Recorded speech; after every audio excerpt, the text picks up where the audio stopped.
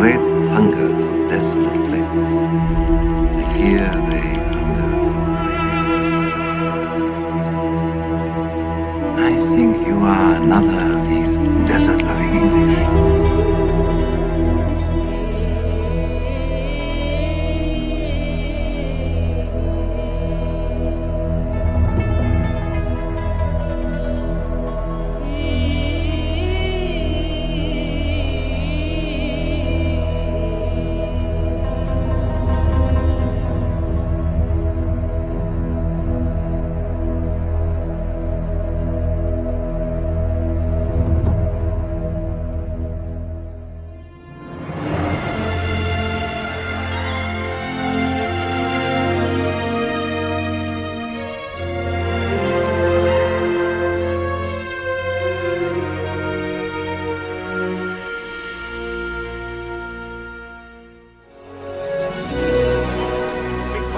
I am a river to my people.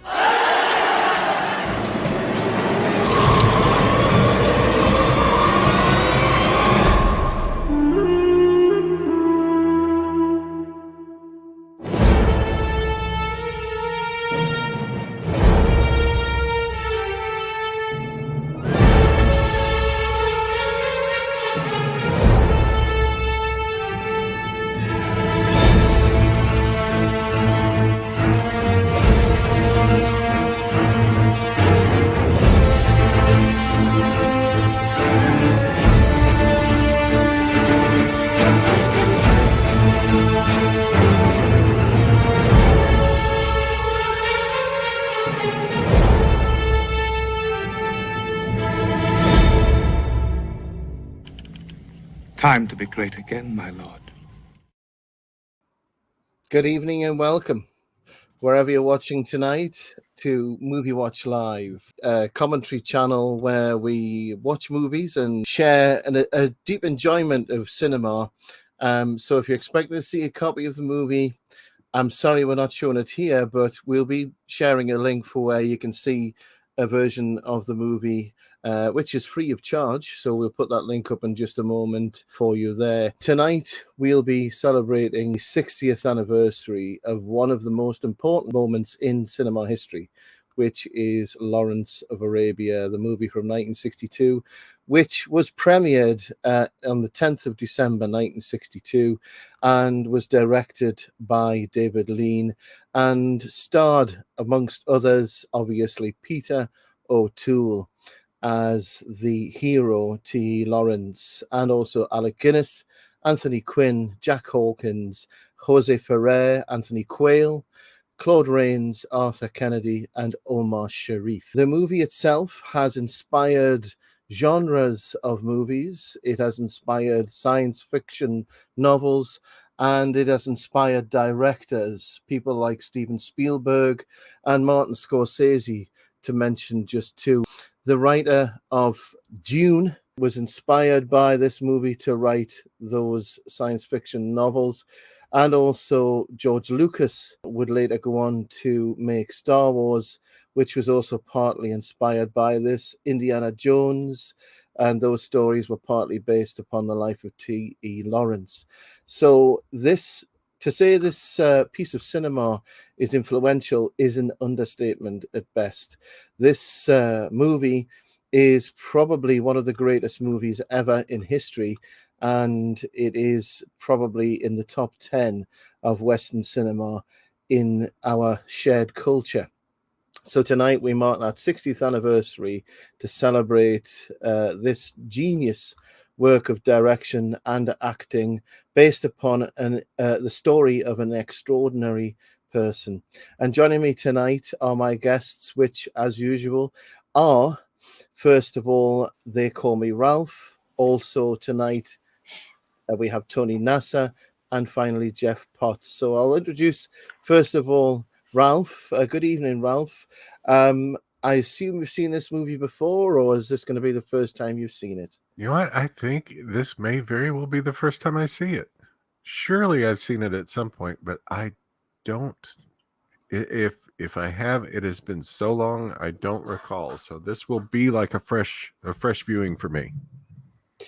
Yeah, it's to me, it was a fresh. I mean, I saw the movie about a week ago just to prep for this show. I hadn't seen it in over 10 years, and I was blown away by it again because it's just an absolute treat for the eyes. The direction, the fact that it's so beautifully done and fantastically acted, and you can tell it's a great movie because it hasn't aged at all in 60 years. This, to be honest, though, no modern director could do this movie like it was done. It can't be made any better, in my opinion. Well, and just looking through, just in the intro video, looking at some of the locations and the various shots, how they were set up, I was thinking at the time, gee, it's really nice to go back to a movie where people actually scout out locations and set up shots instead of everything being done on a green screen. Yeah, there's no CGI in this. Yeah, you get more in touch with it. Yes. You get to see, And the actors did their own stunts as well. Took their lives into their own hands. Back in the day when they were real actors. Joining us in the chat, we have Cosmetti and we have Gabrielle Guest. Good evening to you both, and thanks for joining us. And welcome to anybody else who's watching also tonight live, and also to anybody who watches this recorded later on. We do appreciate all of you, so thank you guys for joining in. It's nice to have an audience. We enjoy doing this anyway, but it's nice to have an audience as well. So also tonight we have Tony Nasser. I should have said actually Ralph is Ralph of Texas, so just remember that name. He's going places. Yeah, instead of my camel, I've got my 4x4. So, yeah, well, it's the ship of the Texas desert anyway. So further west of where I am. Well, to be honest, we've got half the cast tonight live in places where it's comparable to Arabia. So Tony joins us from Australia. I don't believe he lives in the outback, but the heat levels in the Australian summer right now are probably comparable. Good evening, Tony. How are you doing? I'm good. How are you? I'm all right. I think you need to start wearing one of these. What are they called? The headdresses? Wow, I'm not too sure. I couldn't pretend to say it properly because it insult people. Yeah, that would be suitable attire, I think. But yeah, I'd totally rock that look and just pretend I'm trying to enter the well of the souls to find where the Ark of the Covenant's hidden. There you go, man. Yes, definitely. And again, that was, I mean, Raiders was just, to say that Raiders wasn't influenced by this movie is just being the other thing too, you're saying like influential in that is the fact that you can use the term GOAT, you can use OG, whatever you want to call it, but how any movie ever since this film has something that like people running in a desert, like say Stargate or things like that, they always say, wow, it looks just like Lawrence of Arabia. That's inspired by Lawrence of Arabia. They don't mention any other film. They don't like go, and it's like, because you can go back that time period and go, boom, that's when it first was done, and that's when it was done right. And as you said, like all the actors did their own stuff, and it was the time when they had proper extras, so they just said, we need like 30,000 extras to run across the desert, and then go find them. Because Matty says she's actually from where this movie is set, but it wasn't actually filmed there. That's true. We'll talk about that later. The for instance, Akaba, which is in southern Syria, is a replica of the actual town that they filmed in Spain. I believe there were some scenes filmed in Arabia, but I mean I don't know if they actually filmed in Damascus, which is at the end of the movie. But it's an interesting period because it's historically when the Middle East was being carved up by the English and the French into the modern day nations that we have today. But yeah, the influence of this movie is just phenomenal. And fantastic. you can't deny it, and it's so many. When I watched this, I thought, "Hang on, yeah, that's the scene that was used in this movie, in this music, Oh yeah, in this yeah. movie." You can. It's Its influence is far-reaching. It's literally, you know, when you see those carcasses in the middle of the Serengeti that have been picked bone dry by all the different animals. It's literally, if this movie was a feast for other animals, it would be picked dry. It's been picked dry for all the other movies that followed it. So also joining us tonight is Jeff Potts. Now Jeff's got a book out, in case you didn't know. And what's the name of that book, Jeff? It's called The Revenant in the Tomb, and you can get it at Amazon, Barnes and Noble, and now you can get it at Smashwords. Very good. Actually, you can get it pretty much anywhere except stores. Well, normally I hate adverts, but if everybody's agreeable, I'm going to play a 30-second advert for Jeff's book. Yeah, please do. And we'll give it a go here. Here we go. Do it.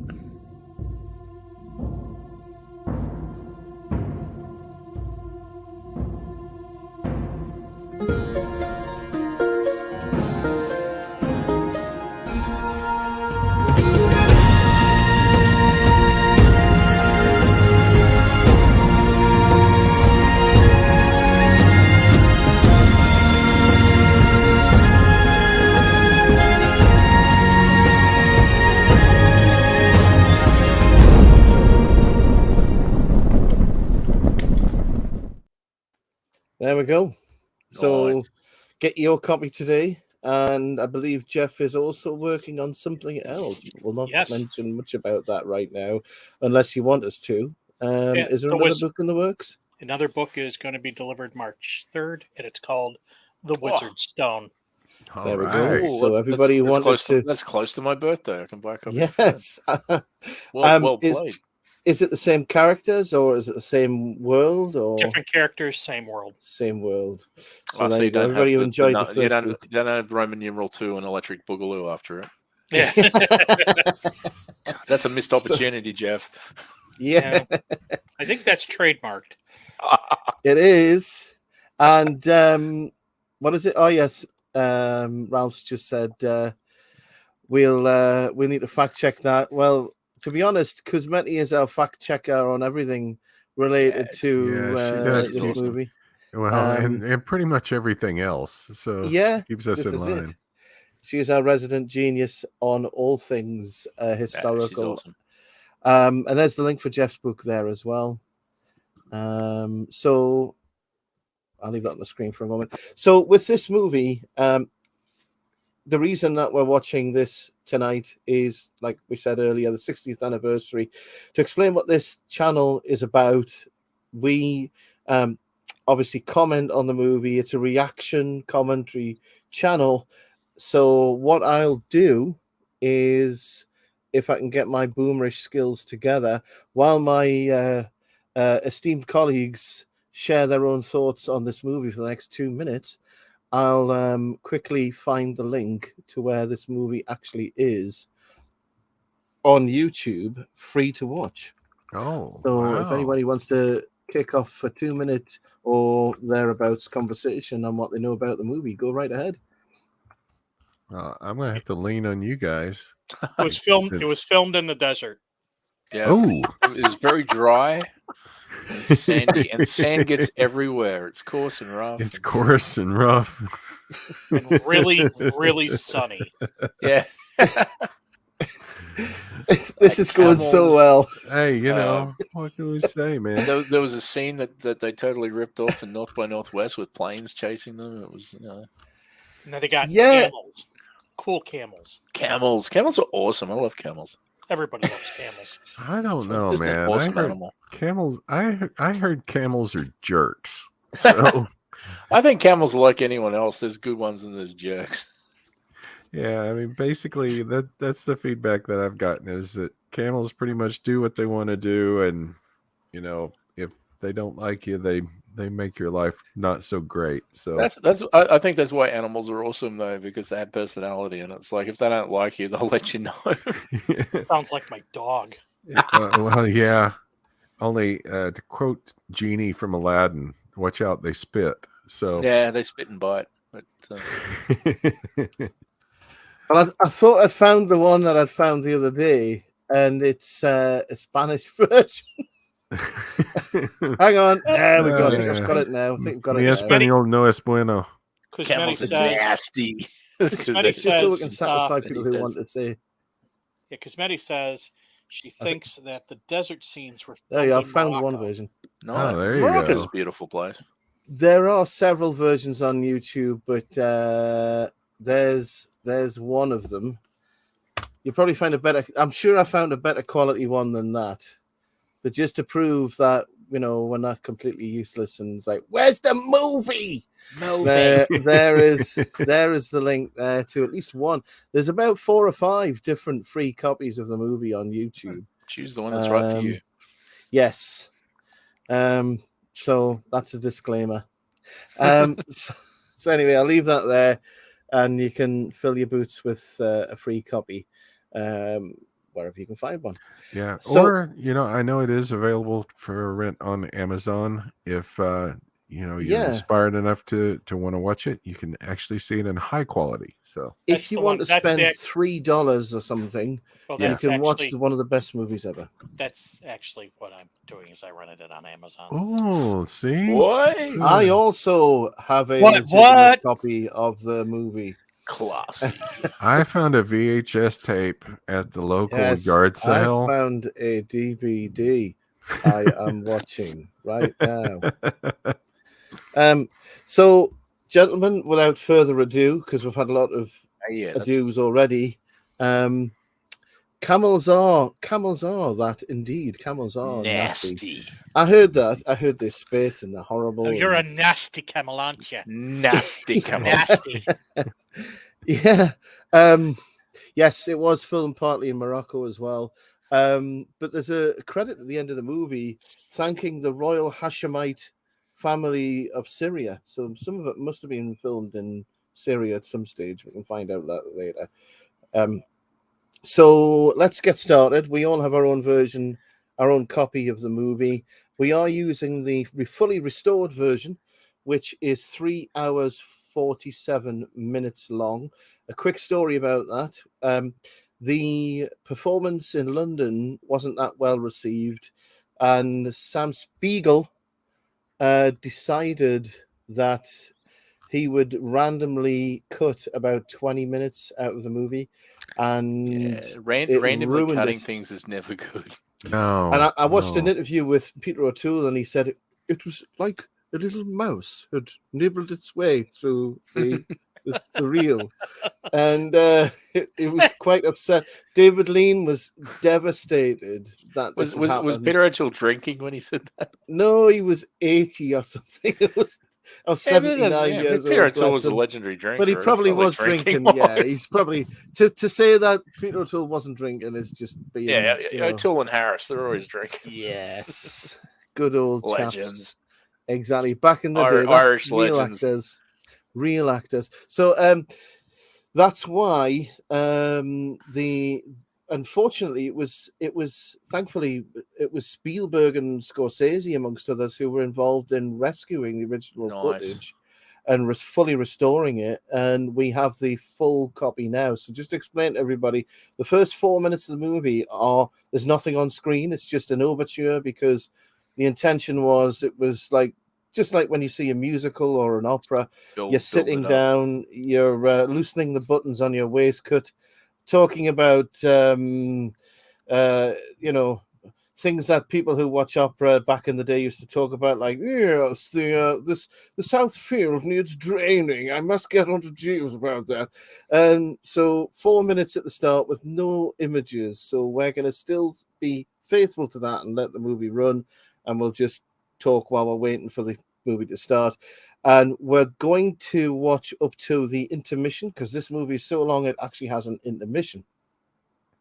And so what we've decided to do is do this in 2 parts. So we'll be watching up to the intermission, which is about just over halfway through the movie, and we'll be talking as we sum up at the end of that, and then we'll be coming back to watch the last, I think, hour 20 minutes later on next week sometime.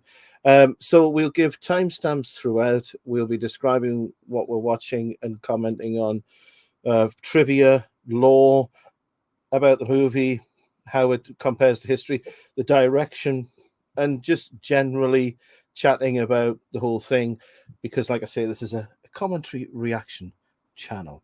So what we normally do is run a little countdown to synchronize our copies, and then once this is we usually say 3 2 1 go, and on that we start our copies running at the same time, and I usually mess it up, so don't worry if you don't get it right. And then, like I say, we'll give you a little moment to get your copy ready. You might have a DVD, you might have a streaming copy, wherever you've got it, even if it's the high seas, I don't mind, because I do like rum. And if we're all ready, gentlemen, I'll get the ball rolling. Yep. All set when you are. All Yep, ready to set. go. Just quickly, Gabrielle's just said, I rode a camel once. I thought I was going to fall off when it knelt down, so my friend and I could dismount. I definitely prefer elephants. Oh, elephants are awesome. Yeah. Yes. Come to Texas They're and just best do ever. horses. Much easier. I think the Indian army used to ride elephants they into did. battle. So Elephants are just an amazing creature. and Yeah. oliphants are even more amazing, but they're not real. But they're fictional. They're completely fictional, and they don't exist, Sam. Sorry, Mr. Frodo, you shattered my dreams. Anyway, moving on. Let's get this. And all the 4-second breakfast. Yes. So let's get the show started. So here's the little video, and remember, when you see the little flashy arrows, it's time to press play on your Play. copy of the movie. Here we go. 3, 2, 1.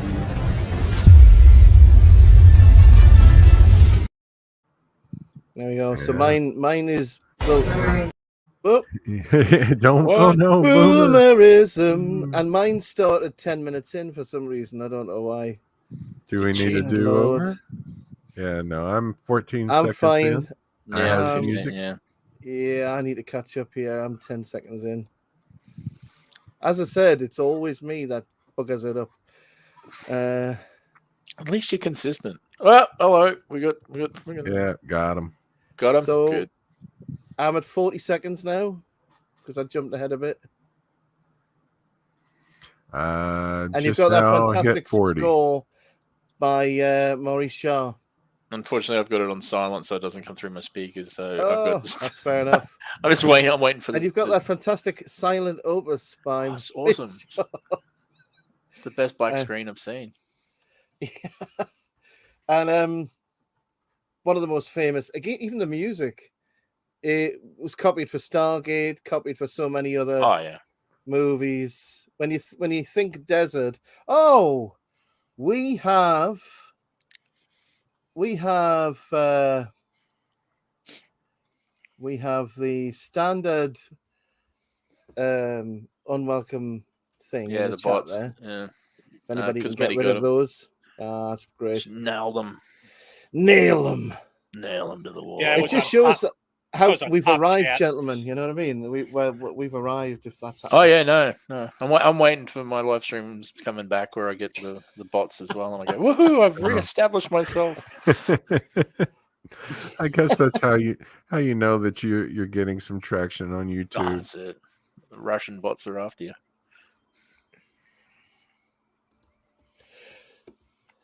So, like I say, soothing music.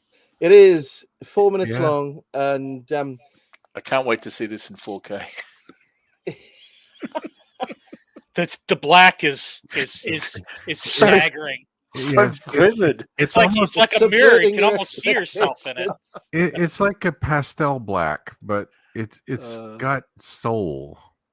Or well, it's black like it's my the black soul. of the Arabian as, Nights. as much as I was being sarcastic is- there, I actually do yeah. want a copy of this in 4K. Though. Oh yeah. No, I mean, well, I recently upgraded to 4K and I've been replacing some of my movies, but this is Yeah, one that I definitely gotta want to get a this on 4K Blu-ray, version. definitely.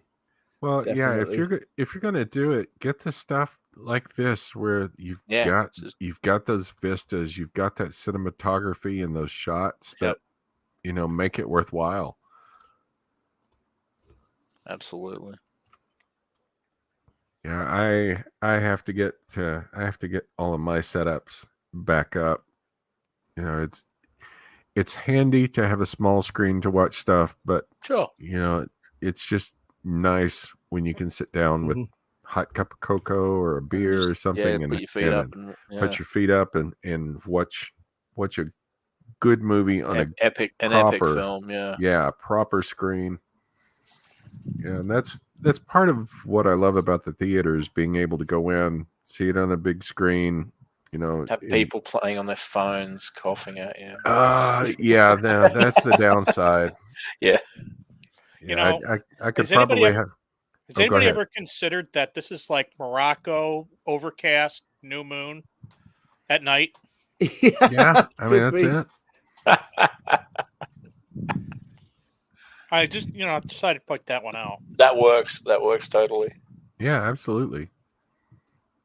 Coming up on 59, 4 minutes. Yeah. Here we go. And I'm going to have to be that guy that points it out. So have you seen the Columbia splash screen already? Not yet. Nope. I did. I got it. I'm there, man. Coming up. And Here we go. at 4:20, Columbia comes up. So Sam Spiegel, David Lean Old school production of, picture. and it's so classy. I mean, the top down view as well. You So know we're what? already seeing. Yeah, I was going to say the Once Upon a Time in Hollywood closing scenes, Mhm. same angle. Yeah, Look at that cast. I know, it's incredible, isn't it? So it starts at the end, and then obviously it's a retrospective, which it was still original at the time to do that. So yeah, talking about the cast. Oh, you mean this J.J. movie. Abrams didn't create that? Oh wow! Yeah, sorry, Introducing and Peter that lady O'Toole? didn't create it either. Oh But man, is that lady? I can only imagine what J.J. Abrams does to this. Mystery box. The Mystery star box. of Hunger Games, she didn't do that either. She wasn't the first. She was the first female do that action either. hero. Didn't you know that? Oh yeah, man. Actually, she was the first actually, at doing everything. She was the first action hero. Period. Yeah. Yeah, all the way up now, So- we've been watching variations of Kramer versus Kramer. Yeah, I know. It's all down to her. So very quickly, T. Lawrence, played by Peter O'Toole, of course, as we know. Alec Guinness plays Prince Faisal. Alec Guinness was in another movie based in the sand as a wise man. Can't think of which one that was. Yeah, it just slips my mind. Anthony Quinn does a fantastic. Star Trek to the Wrath of Khan. It's as if millions of cinema goers suddenly cried out in pain and were silenced.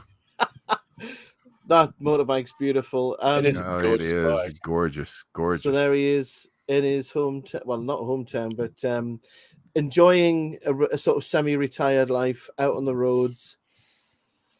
Peter O'Toole, of course, T. Lawrence, Alec Guinness, Prince Faisal, Anthony Quinn does Auda Abu Tayi. Jack Hawkins is General Edmund Allenby. Omar Sharif is Sharif Ali. To name but a few. Omar Sharif is like the only guy of Middle Eastern descent, in the main cast of stars. In the main cast, yeah. I mean, Alec Guinness does quite a good job of. Nowadays, they'd all be cancelled. Well, this movie would never be made. Well, the funny thing is Omar Sharif eventually started Dr. Zhivago. Yeah. So, I mean, we can't. It works the other way, exactly. Picky, so if you want to criticize people for, this, that, and the other, well, what about the fact that he's Egyptian and he played a Russian? So how does that work? Yes. Go figure.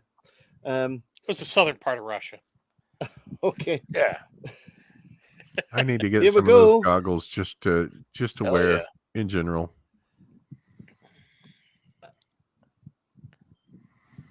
And there's a couple of Americans on bicycles. Yeah. Another reason I hate cyclists. I know. He died a few days later after the crash. But it was a bit of an ignominious end for such an incredible person to die that Someone way. who survived all of that and then doesn't. And then that happened. Yeah, exactly. Well, yeah.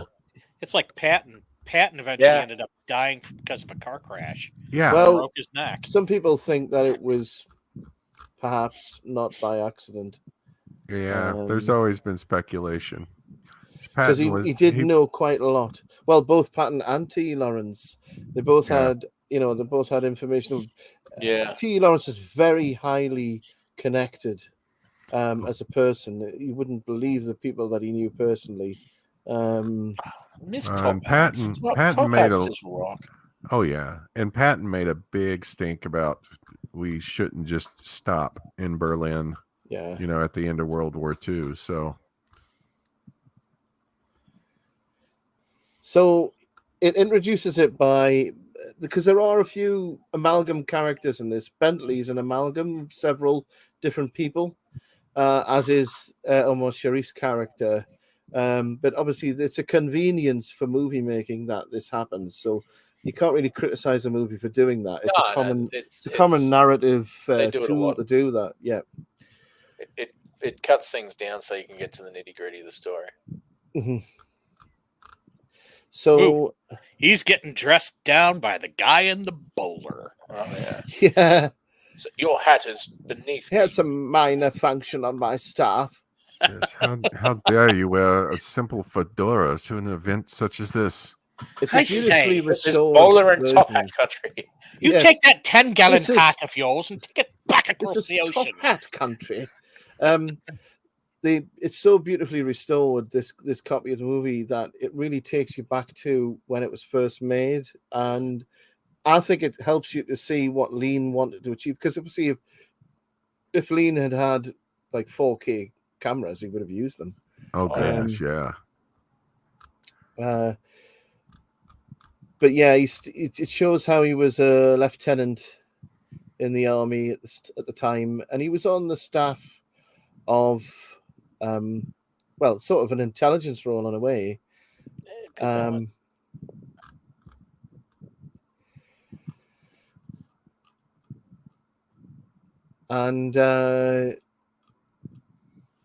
So the movie starts where he's asked to research the viability of an Arab revolt, and he's asked to arrange to meet Prince Faisal, who is one of the Bedouin leaders.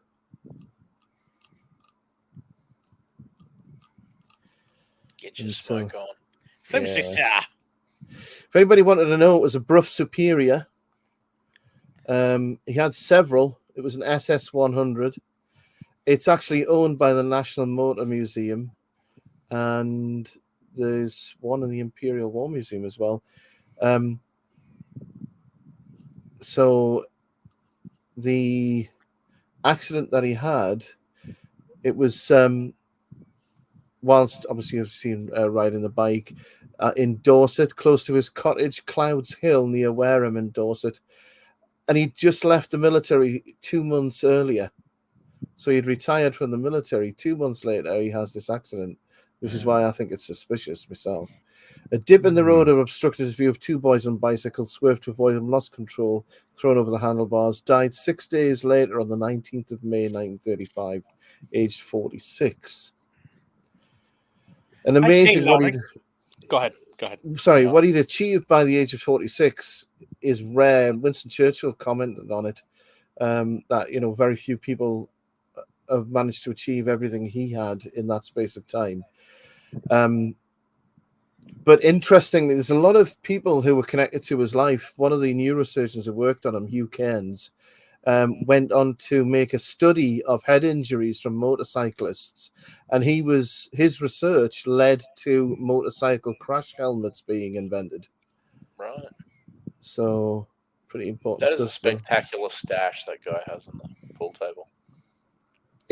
Yeah, this was filmed in, I think the headquarters here are actually in Seville.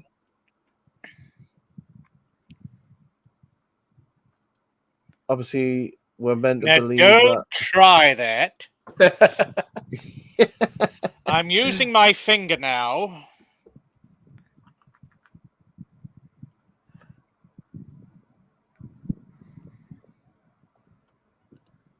Because Matty's put some elephants are greater than camels. That's a fact.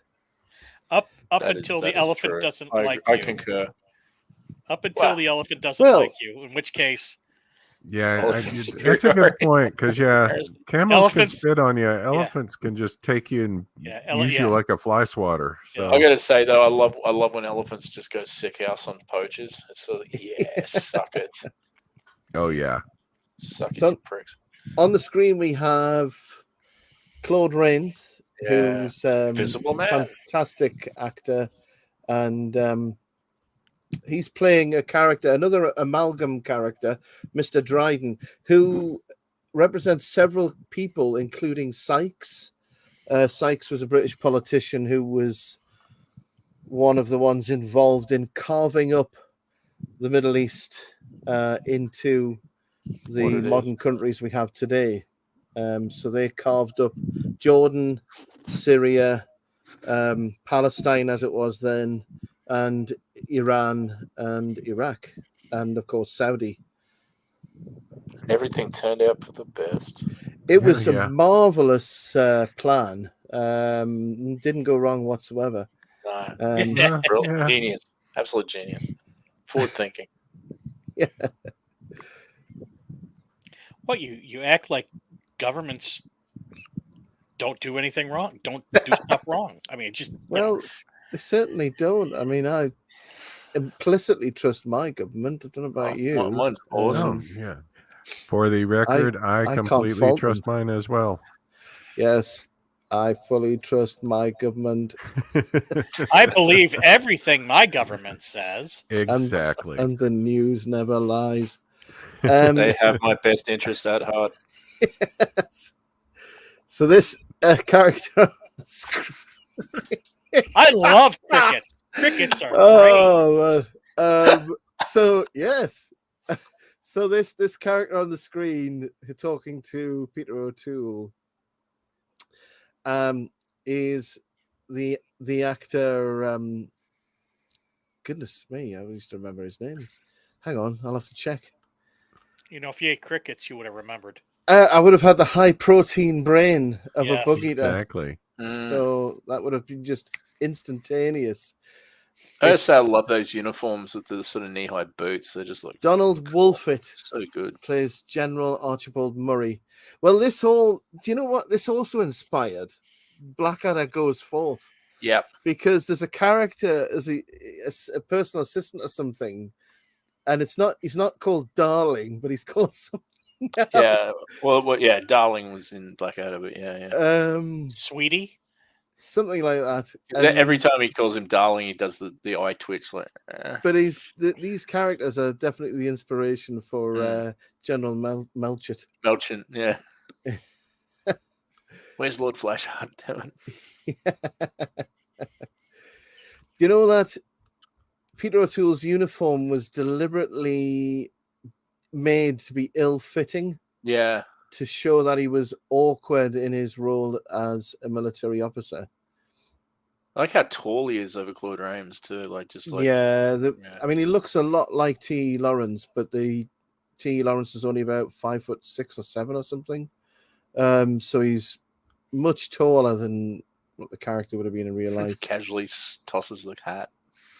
But look at this studio of Claude Rains' character and how that has been copied so many times in Indiana Jones movies.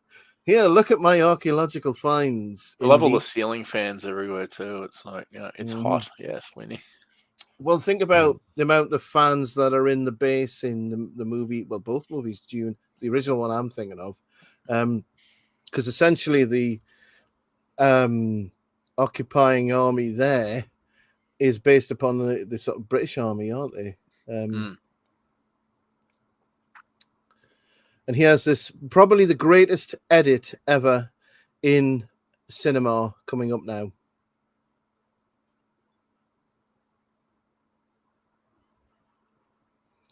He blows the match out, and we see, and this is such a beautiful scene. Oh, Perfect. nice. Yeah. Absolutely Nice transition. perfect. And the way that he that must have taken CGI artists hours. Yes, exactly. That Oh, the rendered for sunrise too days. is beautiful. Yeah. and the way he does it this is all to show, because there's not a great deal of dialogue in this first half of the movie, and it's all mostly the camera tells the story, but it conveys the heat. Oh, show don't tell, really? Yeah, sure. Who could have guessed? That's the thing. That's the thing I love when you can, when the story is, well, not just good but properly executed. Like the beginning of Conan the Barbarian, there's very little dialogue, but it's just music and scenes, and I know what's happening. And it's no coincidence. Every scene that's happening, it's brilliant. Well, that's it, and it's no coincidence that score by Jar is meant to feel a bit like they're meant to have like reminiscences of other Arabic music, but it's meant to be like the sea, because you've got the Sea of Dunes. Yeah. Go ahead. Go ahead. Have you ever seen the movie John Carpenter's Prince of Darkness? Yeah, it's great. The first intro, the intro of that movie is nothing but various scenes and creepy music, and it's one of the it probably doesn't get a lot of recognition, but that intro is probably one of the really is kind of creepy, and especially the way he does it. But there's absolutely no dialogue. Mrs. Stiff in the chat here. Ralph says he's going to get some goggles to wear around the. Oh yeah, Yeah, absolutely. Not much into safety in this movie. No, they're not. Safety is the enemy adventure. It is. Absolutely is. Safety is the enemy of adventure.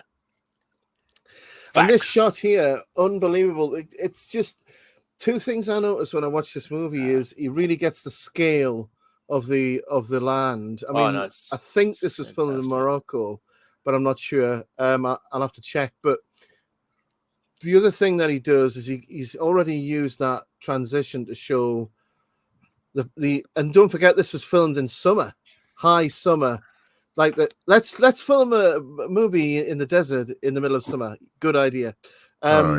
So he gets the idea of heat, like a burning furnace, but also to me, everything's this perfect geometry in every shot, like that one there where they're going through the two hills. The two hills on either side. Yeah.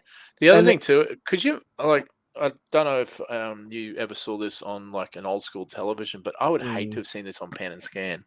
Oh yeah. It's just designed for widescreen. It can only really be shown in widescreen. The other thing too is if they screwed anything up, they'd have to go back and clear off those dunes. Yeah. Oh yeah, take all the tracks out again. Yeah. They must have had a dedicated sweeper or something. Yeah. Bring out the dune smoother. The sky, just this shot of the sky is gorgeous. And I think the geometry of all this is you can literally draw the geometry on the screen when you see how things are composed. And I think the way that makes it really brings out the 3 dimensions. So you're watching a 2D screen, but the way it's done, it really feels 3-dimensional. So I think Lean's doing everything he can to make you feel like you're actually in the shot. You're in this environment. He's trying to make it as immersive as possible. Yep, another bot just showed up. That's fine. I'll get rid of it. I think. But the Cosmetti got it right off the bat. Yeah. Yeah. Thanks, Cosmetti. So that shot there of the moon and the stars, again, no CGI in this movie. People, obviously, 1962. This actor here is, I believe, in the day was a well-known Pakistani actor who, I mean, even like the side characters, like this character here, were really good actors. By the way, especially in the age of the diverse, all-female boardroom of Disney, this movie would never be made today because why? It's an all-male cast. Yeah. There's not a single female on the cast, and there's not a single female talking part. So it's actually considered the longest ever movie with no females in a talking role, unless you count the ladies who were in the movie later on, supporting their men as they go off into battle. And is it called elulation? What's it called again? You know, when Oh, I What's have the no word? idea. Because Matty will tell me I know what in you're the talking chat. about, yeah. What's that word? Again, that shot there. Can you see how the camera keeps the two camels in the left third of the screen at all times? Oh. So they're moving down, but they're being kept roughly in the same place. Just the wind just moving the sand around too is beautiful. And then he comes over the brow of that sand dune, and suddenly that panorama is revealed. He's trying to make it. It's just the experience of this is like. That must be one heck of a green screen. Yeah. Yeah. Thousands of people working on computers. Yeah. Now you'll see the Bedouins far off. This gives you the idea of scale. Far off in the distance, there's a camel caravan walking across. But look how far away they are. Oh wow! Unreal the scale. Gabrielle says beautifully composed, establishing shots. What? Bah! Not in my modern film. Historically accurate. Yeah, exactly. This is the point. You know, we can't change history to pander to modern politics. Well, they can always remake it, and Jennifer Lawrence will star in it. Well, yeah, I was about to say it's bloody what's her name? Bloody Scarlett Johansson as Lawrence. I mean, they could always do. Oh gosh, Jennifer Lawrence of Arabia. Yeah. Well, Sorry, Scarlett Johansson. I didn't realize that's quite clever. And at the very end, she shoots President Snow in the desert.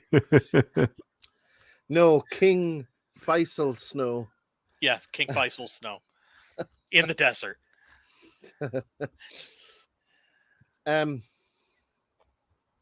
But yeah, there were other people. This character follows on from a tradition of like gentleman adventurers, started with people like Sherlock Holmes.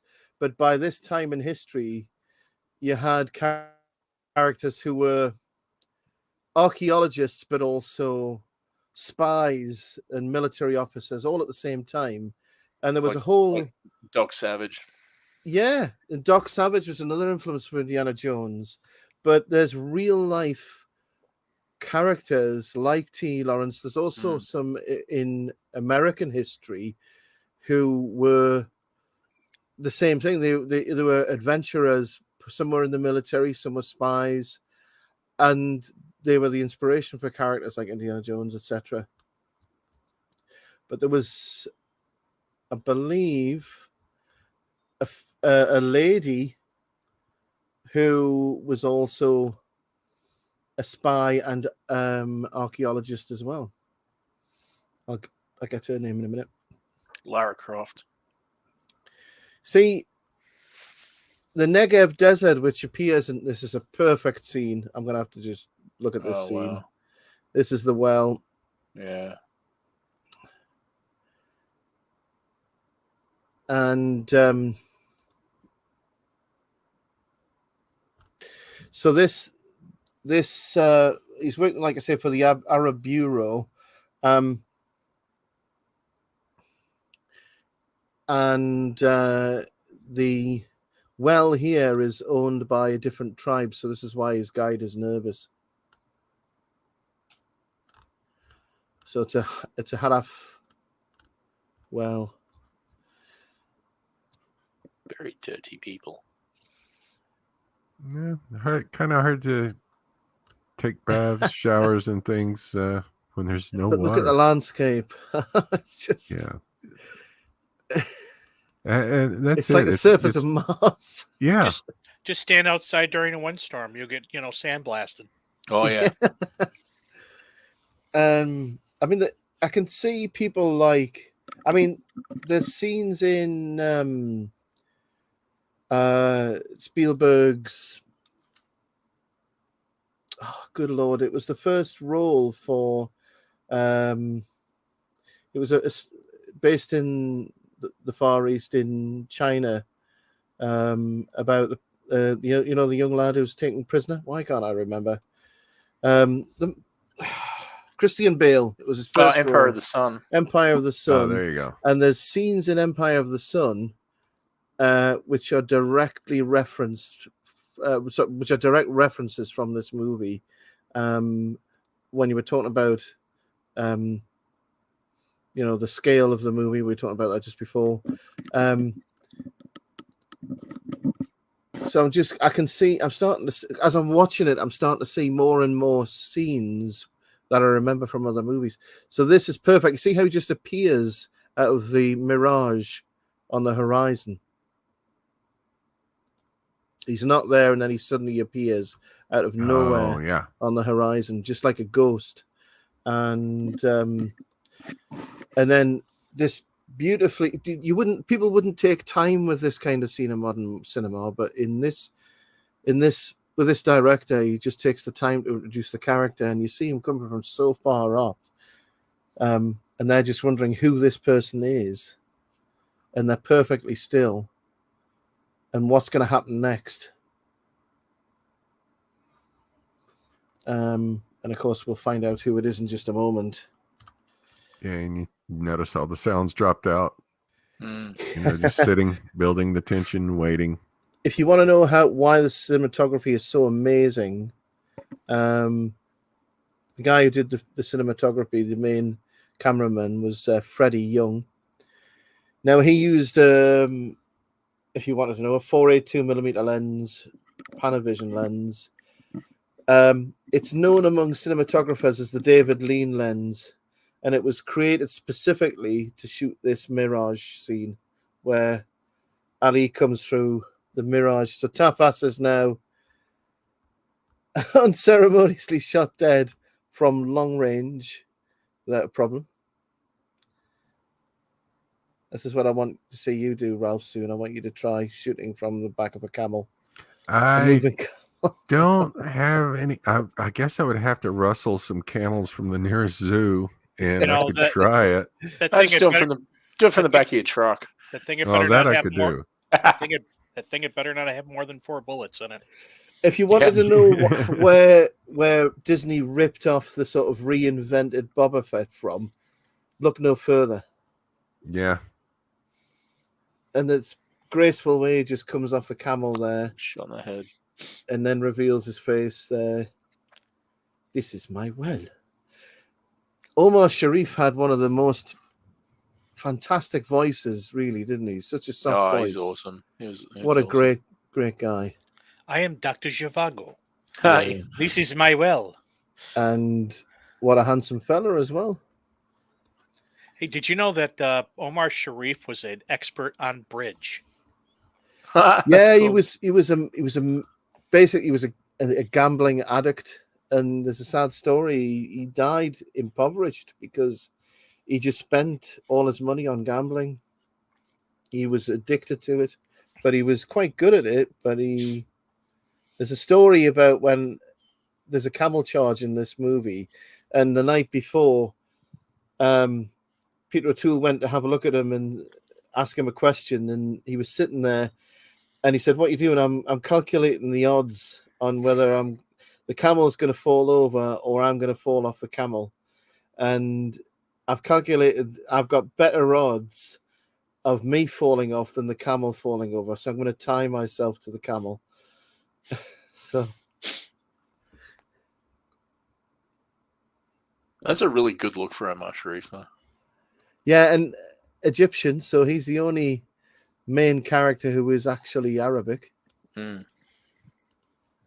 And what's Peter O'Toole doing talking to Freddie Mercury? What are you doing out here? I see a little silhouette of a man. Scaramouche. Scaramouche. Can you do the I wonder if Fandango? Tango, yeah. And I think like, Omar Sharif is one of those actors that I don't think I've ever seen him do a bad performance. Like it doesn't matter. It could be a bad film, but he's always excellent in it. I've missed this whole thing in the chat. Oh, here we go. Ululation. There we go. Ululation confirmed. We call it Zacharit. Is that right? I don't know how that second day sounds. Zacharit. Probably worded that pronunciation. That's a hate crime. Yes. They all had fleas. The camels? Peter O'Toole did not have fleas. No, he was Did too not cool have for fleas. No. I can taste the sand just watching this. Can I have a sandwich, please? Sorry, I was about to say the not costuming, I suppose, but the people who dressed it, like the sand on Peter O'Toole, like the way it mixes with his blonde hair, it makes him look so much more washed out. Yeah, there's a lot of that in the movie where it's everything as much as possible. The landscape, the light, costumes, everything is used to portray something supernatural. So the natural is used to portray something supernatural. So later in the movie, it's like, the characters are ghosts because they've come through a sandstorm, like you said, and they're just perfectly white later on. Which it's just nothing's wasted, basically. Just like in the desert, nothing's wasted. This is such a great back and forth. It is. Taking the compass off him just so casually. It is. God. I keep expecting him to break out into "We Are the Champions." Well, they are. It's a valid statement. When I see sand dunes, all I can think of is send men to summon worms. Yeah, well, this is it. This is it. I mean, Dune was. I mean, think about when this was made. It was just a few years after this movie that Frank Herbert wrote it. Frank Herbert released the novel in '65. So he saw this movie and he went, "Wow!" And this inspired him to create this whole genre of sci-fi out of this movie. So the thing is Frank Herbert could not get anyone to publish that book.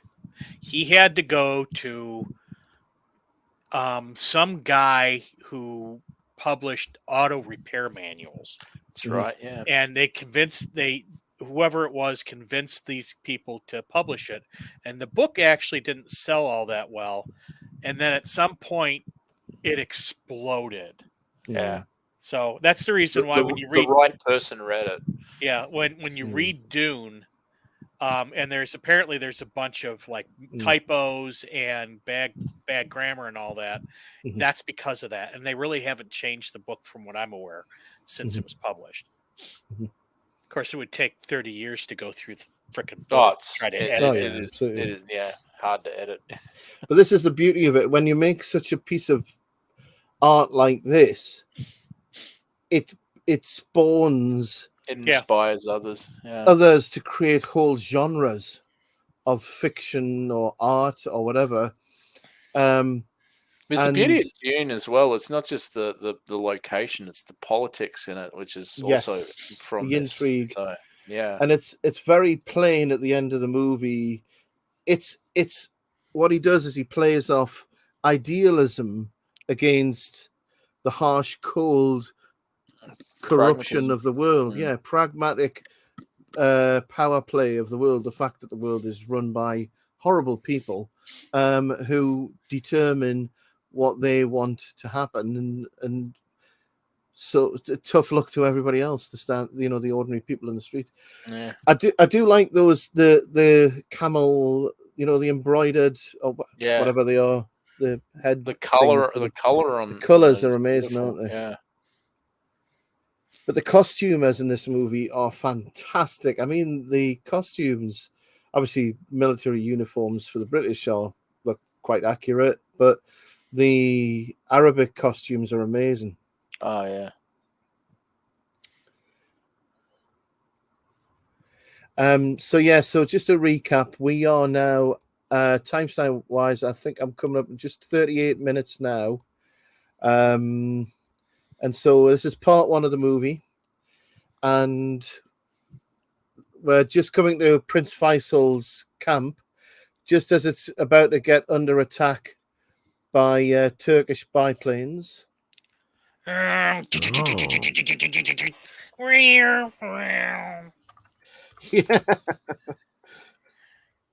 The camels don't like it anyway. Just imagine that other camel is just like going, "Look at me, I'm so fancy. I've got You know- my fancy thing on. Look, I'm a fancy look rig. out. Look, I'm gorgeous. I'm bloody beautiful." You want a piece of this? Anyways, Look at this. Look at my... oh my god, biplanes. my Scottish accent is so awful.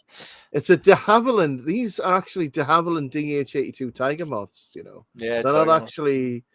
They're not... As far as I'm aware, the Americans were not supplying the Turkish with planes in 1917. This shot, perfect.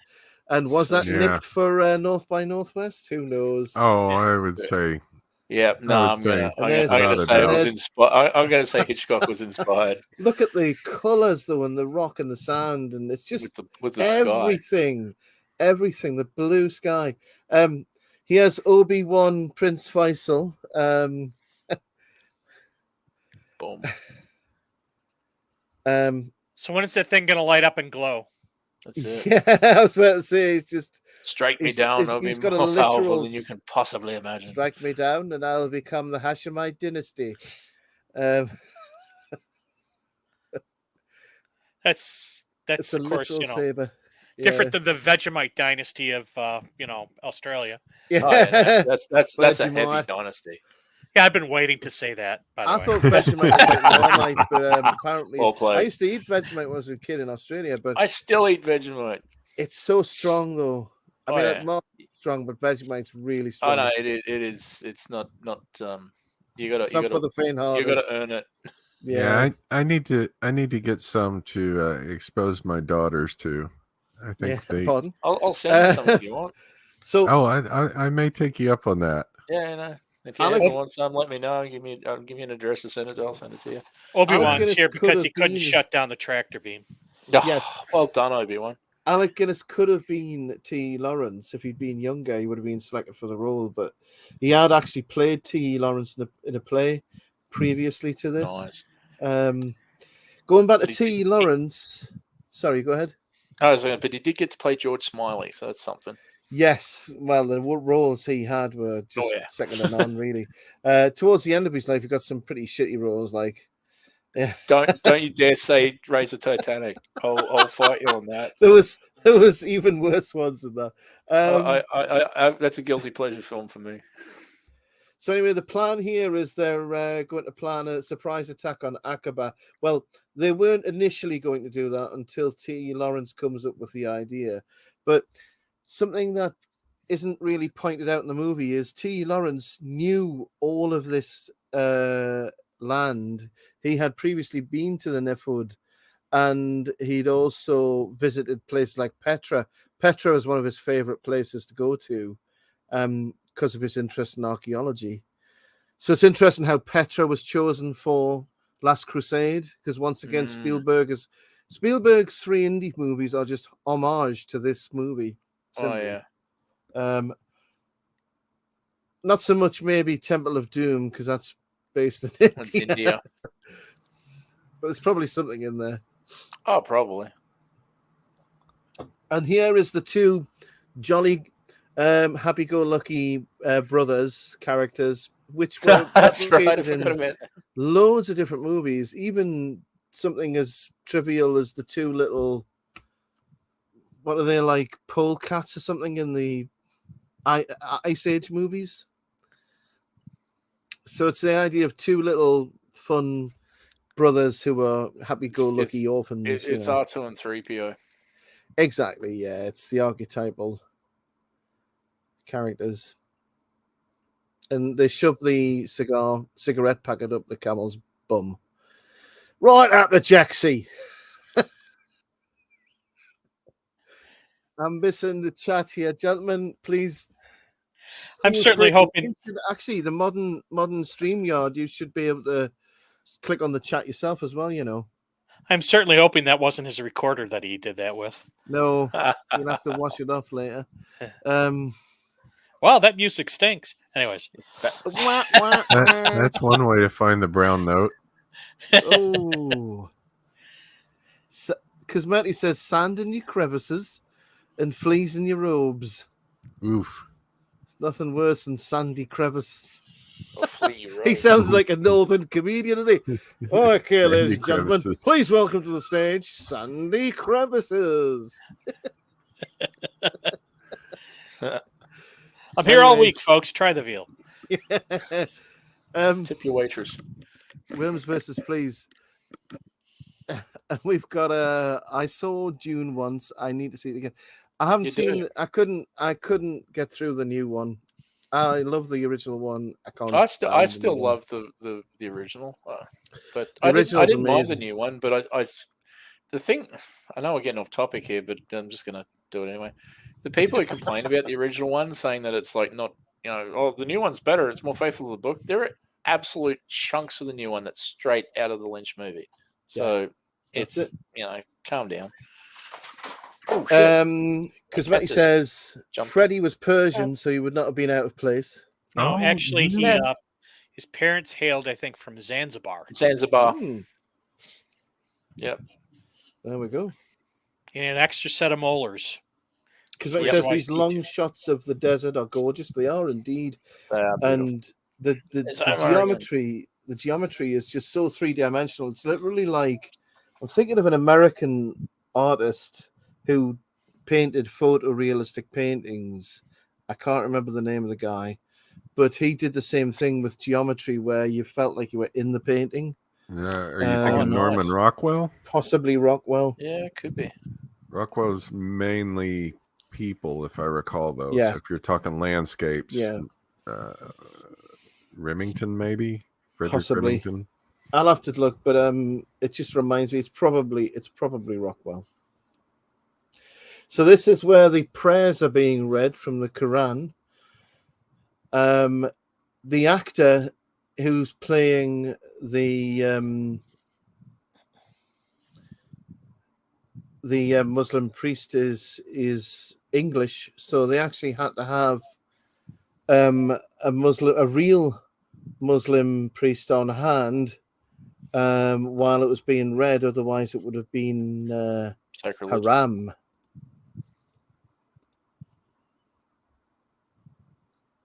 So this is back in the day where Britain basically owned almost everything.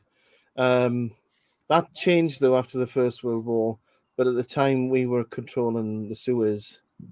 Yeah, would this be during the time when the sun never set on the British Empire? British Empire, yeah, around that time. I mean, it was sort of going away because India was soon. Well, the First World War did to death the British Empire. That Britain's empire died because of the First World War. So this conversation between Faisal and, of course, O'Toole's character T. Lawrence. Sorry, I just see Buddy Alec Guinness going, guns, how uncivilized. A much more elegant weapon. I can't wait till they go after the Tuscan Raiders. Yeah. Well, Lucas ripped this movie blind. He just literally copied, lifted old lines of dialogue. Yeah, this and bloody Akira Kurosawa, he just stole it all. Yep, this is it. I'm gonna have Arabic samurais. I'll call them Jedis.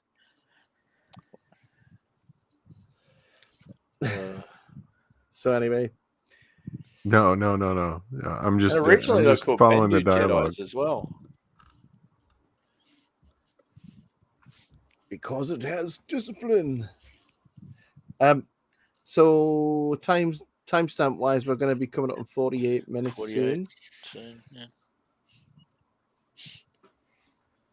English do go and do where they please. Ooh, Peter O'Toole gets put in his place. Look at Hero O'Toole. Yeah. You should And- tell Alec Guinness that Affleck was the bomb in Phantoms. Freddie Mercury's getting feisty. Yeah, the Oh, Freddie yeah. Mercury jokes are Ready, getting old, Freddie? Ready, Freddie.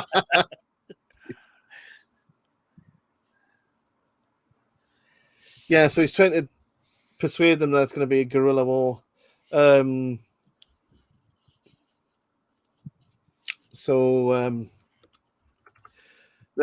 eventually go from place to place, striking railways or railroads, as you call them in America, and different military bases, and then moving back into the desert.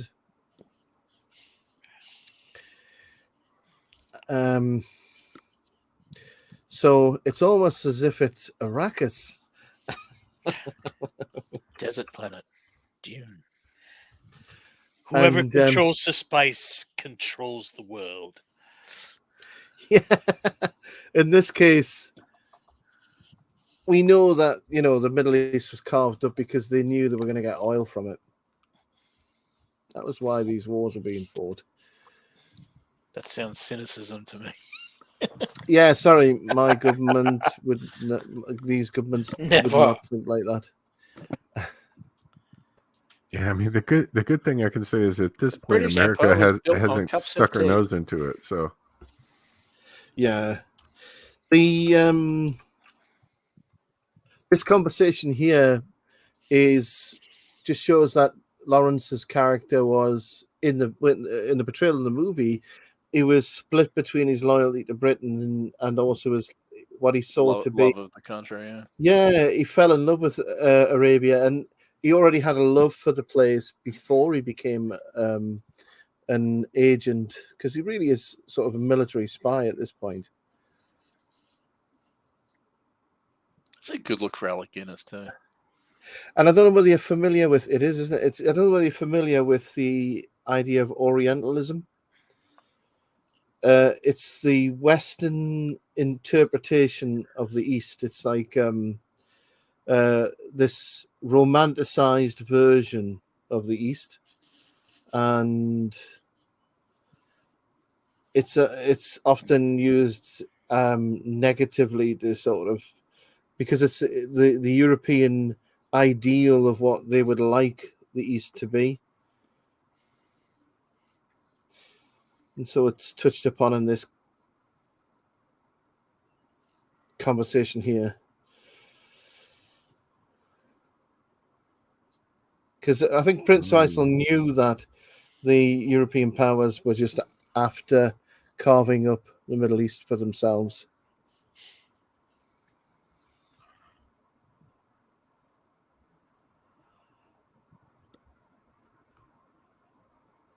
And I missed this because what you said, Omar, then Love Heart. Yes. yeah. What's not to love about Omar though? Well, this is it. He's one of the best actors, again, who unusually wasn't European, but yet played European roles. So is that wrong? No. He's an actor. He can pull it off. Exactly. Yeah, I mean that's the way I view it. The term is acting, not being. Although I think Hollywood's forgotten that. Yeah, acting, the idea of playing somebody who's not you. Gabrielle says the long shots of the landscape makes me want to travel again. Oh, yeah. Drawing up the borders with nice, neat ruler lines. Yes, exactly. If you Yeah. look at the Middle East now, it's literally just straight lines. It's like, right, okay. Yeah, There we go. Here's your border now. What? Yes. You're Oh, now yeah. in another country. What? You're now our enemy. Don't you see the line? That nice straight line right there? There's And, line in the sand. Do not cross it. Gabrielle's noticed Peter O'Toole's blue eyes. Oh, yeah. He has Oh, the yeah. bluest of blue The eyes. come to bed eyes, as my mother used to call them. Because Peter O'Toole is He's her so dreamy. favorite actor. I think it was Noel Coward who said if he'd been any prettier, they would have had to have called it Florence of Arabia. Mhm. He was a very handsome man, that's for sure. And I don't think he was a blonde, though, was he? He was a brunette, No. and they dyed his hair for this. But Yeah. ironically, it just, when you think of Peter O'Toole, you think of this character and him being blonde I think he haired. had more light brown hair, like in Yeah. what I have for my avatar. So it just shows you how powerful this film was, that's what people thought of when they thought of Peter O'Toole. And again, look at these shots here in the dunes. Perfect the way they're shifting and how gorgeous that looks. Yeah. It's beautiful. Look at it. Oh, and there's another shot coming up here in the daylight. Yeah. And it's every single shot is like getting the absolute maximum out of it. And yeah, all the way down to the lighting, the contrast to pick up everything. Mm-hmm. Just Look at that. Wow. So many computers working overtime. Yeah, so many AIs generating the movement of the That sun. looks great too. Yeah. Incredible colors. I mean, it's a restored version of the movie, but look at the colors in the shot. Yeah, just throwing a rock down at him to get him to wake up because they're worried about him, but he's deep in thought because he's using all of the knowledge that he had of the area to plan a surprise attack. Are there any other options? The Bedouins have been pushed back. Can they make a surprise attack where the Turkish wouldn't suspect?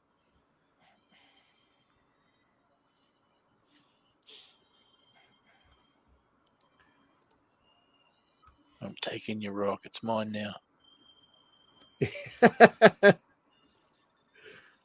I'll give it back when you think about what you've done. Try to take this rock from my hand. snatch the pebble, grasshopper. It's like a rock. That's what they're going to call one of these countries one day. Yeah, a rock. Akaba. Yes.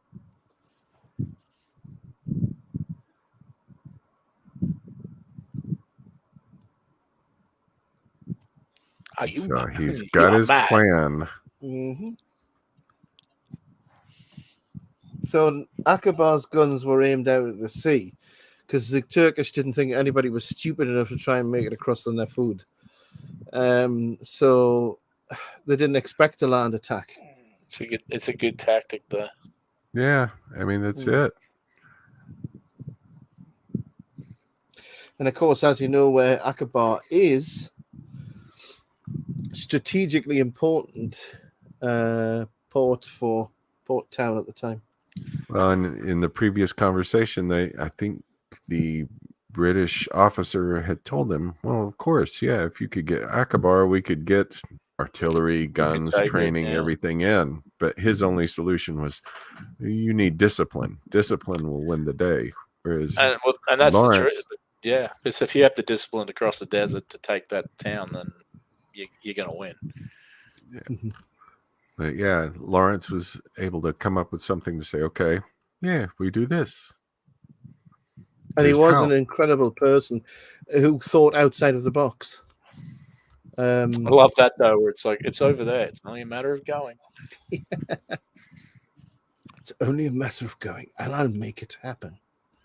Now I need to find the weather of the souls. So Akaba is in modern Jordan. It's the southern tip of Jordan. If anybody wanted to know.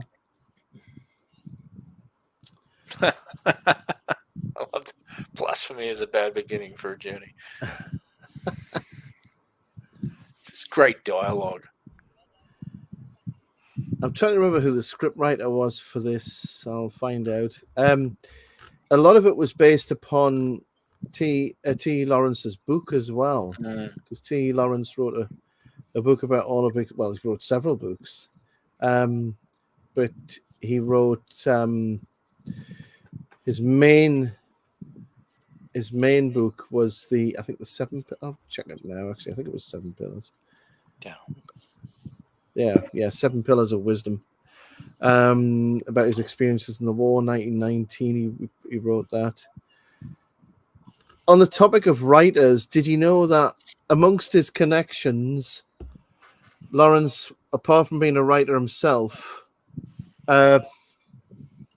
he also personally knew and corresponded with no less than George Bernard Shaw, Nice. Edward Elgar, the composer, the young Winston Churchill, who was by now a war hero from the Boer War, Robert Graves, Noel Coward, and E.M. Forster, and Siegfried Sassoon, John Buchan, Augustus John, and Henry Williamson. And he also met Joseph Conrad and commented perceptively on his works. Lawrence sent many letters also to Shaw's wife, Charlotte.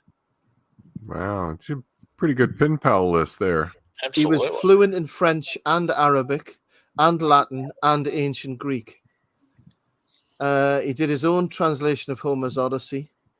And an unknown work called there's an unknown work at the time was called The Forest Giant, which was a medieval French story that he translated. Look at that rock. That's about to fall over, that rock.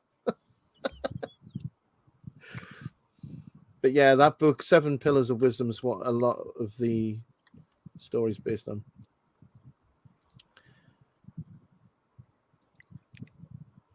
Look at that. Robert Bolt and Michael Wilson did the screenplay. What other stuff did they do? Out of curiosity. I think Bolt did a lot of other stuff. Worked on Dr. Zhivago. Omar's bloody stares are just so intense. Yeah. What else did he do? It's like he's trying to set you on fire with his mind. Yeah, that's a good way of putting it. A Man for All Seasons. He worked on that. Oh, yeah. State of Revolution, 1977. Okay. Here we go. Lawrence of Arabia, 13. Dr. Zhivago, Man for All Seasons, The Red Tent, Ryan's Daughter, The Bounty, 1984 movie of The Bounty with Mel Gibson. Yep. The Mission, 1986, directed. Oh, wow. That's a good He movie. worked on that. He did the screenplay for that. So he's worked on some decent stuff. In Islam, orphans are not well regarded, are they? So these two brothers are orphans, and I think I love the smile on Till's face where it's like, these guys tracked us. That's great. Yeah. But they attach themselves quite quickly to Lawrence.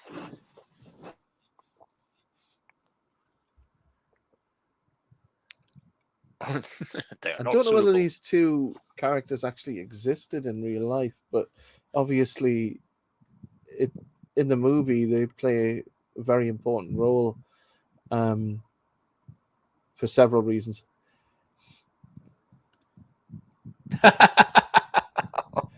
So we are now at 1 hour and 1 minute and a half. So we're about to enter the Nefud.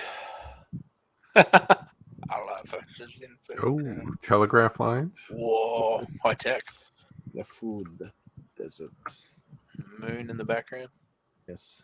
That's look at that. Beautiful shot. Ooh. I've just had a look at the shots of the Nefud Desert. Hang on, I want to try and share my screen or a particular tab. Watch me mess this up. Hang on. Don't do it. Don't do it. It's a trap. It's a trap. Concentrate on fire. On the Superstar fire. There we go. Share screen.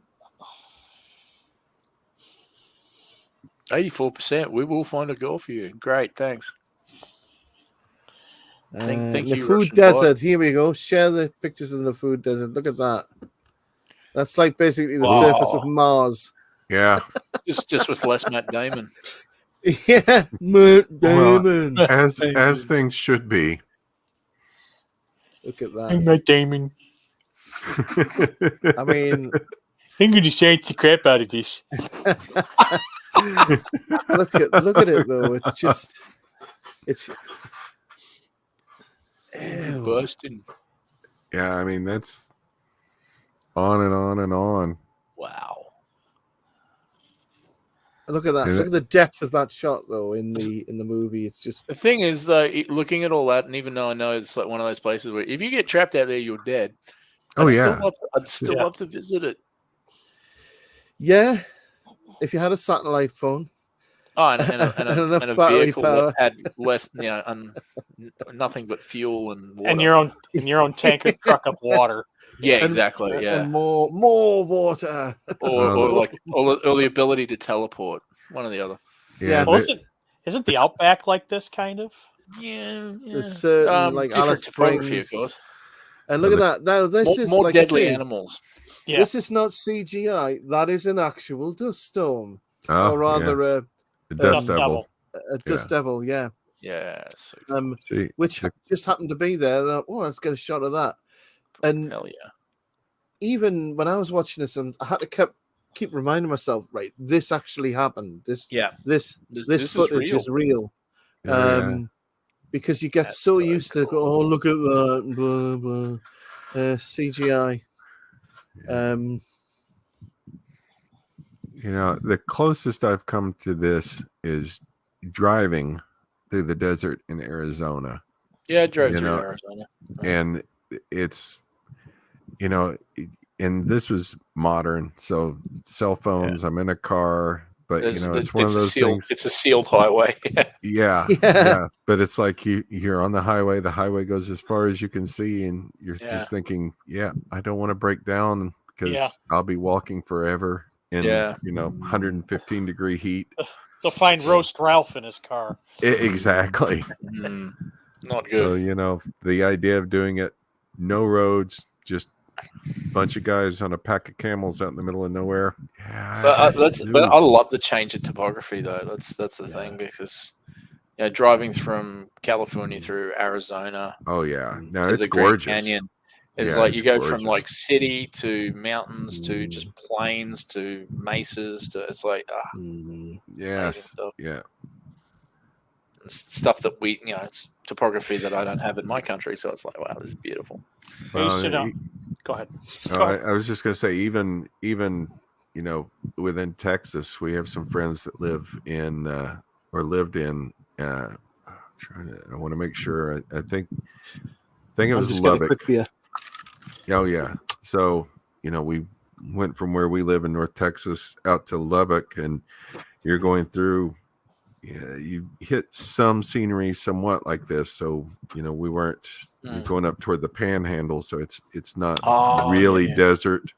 But you know, you see mesas, and like you talked about, you go from towns, then you go through the wooded area, then you're getting into not quite desert, but it's just it's amazing. Did you know that all the movement in this movie goes from left to right? Almost all the movement. I did notice that. It was done They're deliberately traveling to across. emphasize that it was the whole thing is a journey. The whole movie's a journey. So it's based on the original idea of a narrative, the Odyssey. A story is a journey. Yeah. So as much as possible, he has the camera shots and the movement of the people from left to right. Could also constantly. It could also be that they hadn't developed the concept of right to left. Yeah, and the camera was broken; it could only move right. The camera mount was broken. Right to left. That's mind blowing. We can only pan left to right. The cinematographer's neck was hurting. He couldn't. I'm used to recording NASCAR, and we just drive that way. So like Zoolander. Now, I can only turn left. Now, isn't this a typical way the Bedouins sleep? Don't they?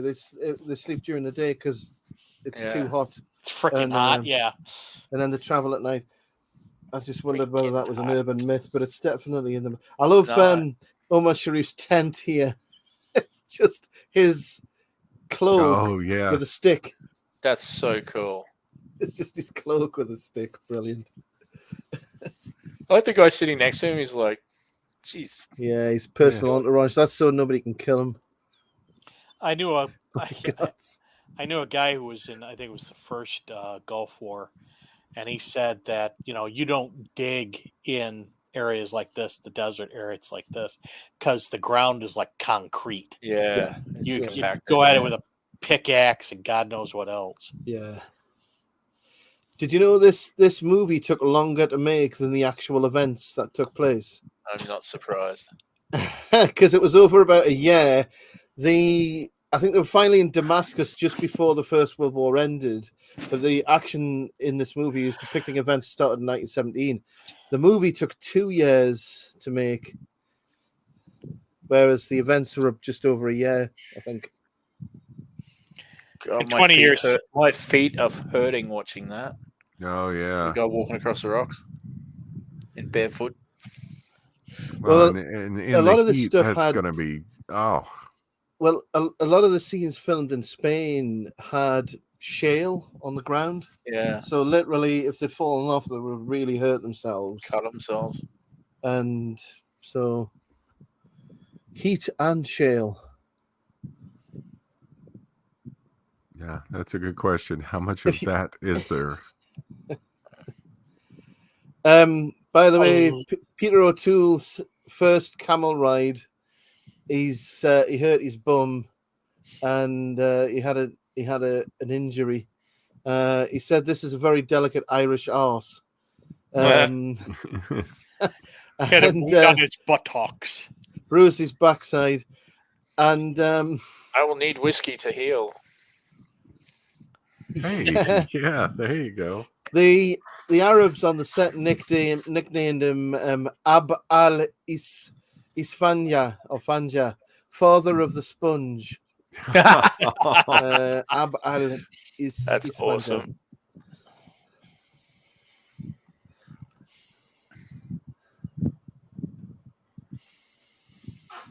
So again, this is night travel. They're exhausted, but they're traveling through the night because it's too bloody hot through the day. And I had to cross it before the next day. I mean, is this a dark filter? It will be a dark filter, won't it? Probably. Yeah. But I it's would still It's think, done so yeah. well. Yes, it It's done is so done well. I would think you're right. It's got to be day for night. I've never had a because problem of the with shadows. that. Though. Well, it's like Pete said. It's done really well here. You know, Yeah. like when we did. Oh shucks. I'm drawing a blank. What was our last Deliverance? You know, the day for day for night. It was a necessary evil, but it was obvious. Well, the Whereas thing is, here, though, Obvious like, in that movie, yeah.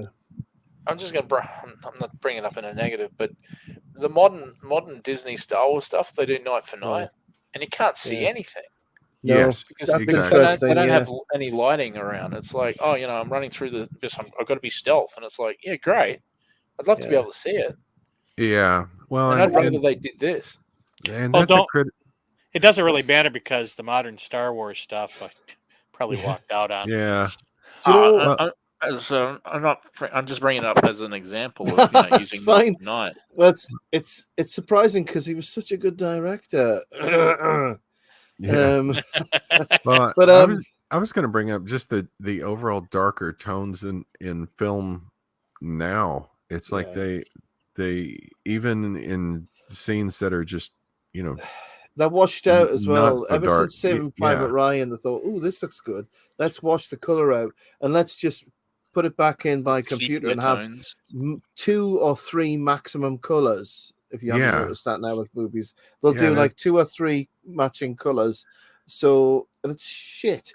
Yeah, and I'm with Tony. I want to see. I'm at the movie to see, What's- not to just What was the listen other movie I to. saw recently? There was the newer version of Hellraiser, and it was like someone said, "What's it like?" And I went, "Well, it's a dark film."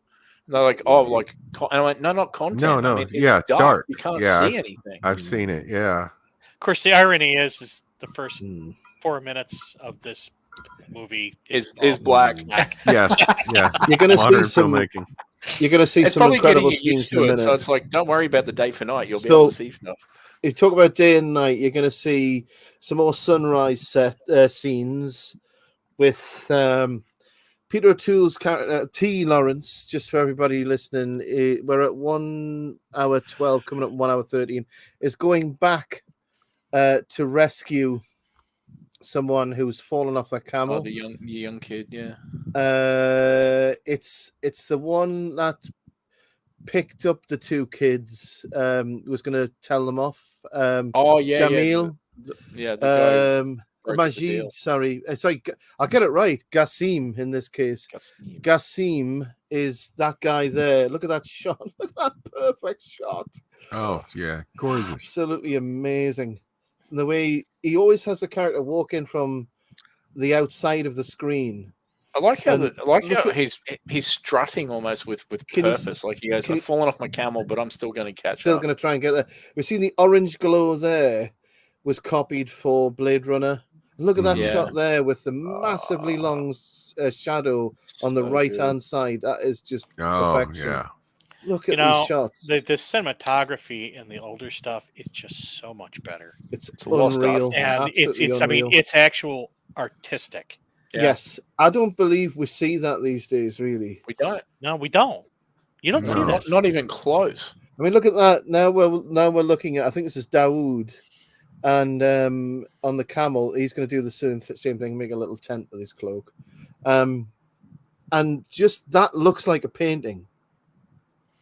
It really does. The composition, the colors, and the lighting. It literally, and there you have just a massive block of what light yellow and a block of light blue on the screen.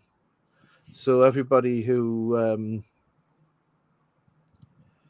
was watching this at the first performance, I don't know. That sun looks hot.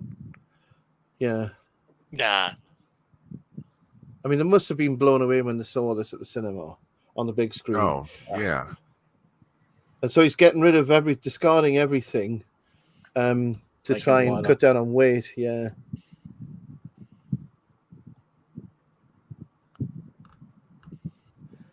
So I don't know whether this actually happened in real life, but in the story, in the movie, and look at that, you can draw a diagonal line from the bottom left-hand corner to the top right between the Yeah. stuff he's thrown away and where he is there. So that is literally a ratio, a geometric shape. Anyway, I like stuff like that. So there you go. Oh yeah. And then the lone camel on the right. And can you see the mirage line on Yeah. the horizon where the sand is, the desert's reflected? So good. Because there's no trickery. He's just using what was there. Look at that shot.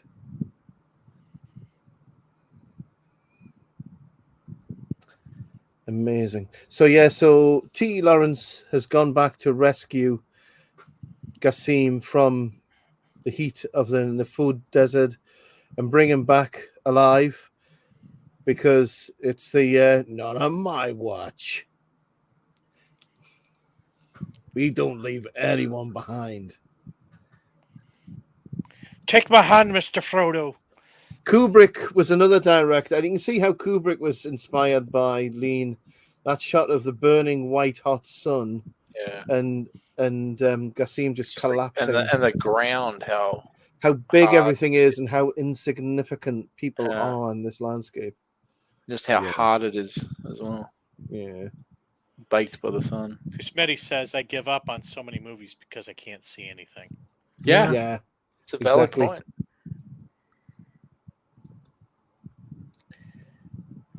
I missed loads of chat again here. Here we go. Road trip from Wyoming to North Dakota, says Gabrielle, in a Suburban with broken air conditioner. Wonderful. Oh, Yeah. That's rough. okay. Yeah, that does sound rough. Now we're going to get a repeat of this mirage thing again. The fact that people are appearing out of the mirage on the horizon, and that just adds that supernatural edge to everything. Because when he comes back through the mirage, what I believe the director's trying to say is he has now become a supernatural character. He's become a living legend. So by appearing out of the mist, this act of heroism has transformed him into a living legend. You know, it's like I could definitely see that. It's a valid, yeah. So it's like he's come back to Earth, like resurrected in a way. He got to him before the jar was good. Yes. Yeah, they would have stripped him for parts. Yeah. Yeah. Or So perhaps he's just, perhaps threw the he's stuff off. perhaps the sleeper has awakened and now he is Muad'Dib. Muad'Dib. Also, we have worms sign that not even God has ever Yes. seen. Atomics! Atomics! No one can yell atomics better than Patrick Stewart. Yeah. Well, Right, Dune's side- such a good movie, it even makes Patrick Stewart look good. Oh, that's harsh. Sir Patrick Stewart, come All on. right. Side note Bless him. here: watching camels run 30 miles weird. an hour the buggers Oh, can yeah. get up to. They're fast when they need to be. There you go, that perfect shot there with The two camels meeting. camels meeting each other. So good. I mean, how far were they away to get that shot yeah. just right? Yeah, That's a great point. I can see the director. Okay, keep going back. Keep going back. A little bit more. Further, A little bit. Keep further. going. Right. Yep. No. Yep. Now go. Wait, you're too far. Do it again. Reset. Oh, he left the lens cap on. Dude, I it's give 200 up some- degrees out yeah. here. Because when he's reacting to Gabriel saying, I broke up with a man I was engaged to on a road trip traveling across the Nevada desert, saved me a lifetime of trouble. I left him in Vegas. Shit. The American desert builds So this- character. I think this is the other. I think this is Faraj. Is it Faraj? Tapas. Should be interesting. Speaking of deserts, Navajo, American desert, the Navajos were, among the tribes that used to hang out in the desert. And in one of the books that I have written, and actually it's a theme that exists, I based a pair of boots off of the Navajo traditional moccasin, Yeah. Okay. which was made to deal with The hate and that. not only the heat and the terrain, but also the cactuses Oh, Do you know? Yeah. and all the brush out there. nice. Well, this is it, and you've got to draw inspiration from reality. This is why, absolutely. like, these far leftist writers who are cynics and have no life can't write anything because they've never had a Yep. life. That's a big thing. You draw from the experience. A lot of authors through the years would go out, like if you were Well, they going were all in to the write war, a weren't they? I mean, a lot of even the Doctor Who actors, never mind writers. The people we grew up with who they've all fought in the war. The actors and yes, the writers, they all had real experiences. I mean, Peter O'Toole served in the military. Yeah. Yep. Yeah. Just want to make a quick point between the similarities between talking about him being in the military, because T. Lawrence obviously was in the military. Peter O'Toole served in the military for a time. There's a comparison between them both in that T. Lawrence's dad, because T. Lawrence was a bastard. His father was bastard. His father was Sir Thomas Chapman, the 7th Baronet, who was an Anglo-Irish nobleman who shacked up with Sarah Junner, a governess, and they moved to England. So his dad was royalty. So Chapman left his wife and family in an island to cohabit with Junner. So that was his background. I mean, obviously Peter O'Toole was born in wedlock, but his dad was Irish and his mum was Scottish, but he was born in Leeds. People think he's Irish. He was actually born in Leeds, but obviously he claims Irish heritage, of course, because his dad was Well, Irish. it didn't help him when he was starting out as an actor. When they went, "Oh, you're Irish. Well, we'll give you the shitty roles." Well, interestingly, it happened the other way around as well, because he was rejected by the Dublin acting, the Abbey Theatre Drama School in Dublin, because he couldn't speak the Irish language. So, you know, I'm just gonna have a snooze. yeah. So now he's earned his stripes. I love that line when Omar gives him the water and he says, "Nothing is written." Yeah, It's like, yeah, no. Nothing is written unless they write it. Yeah, unless you write it, yeah. They couldn't say the L sound, so they call them orants. Orants. Orants. Orants.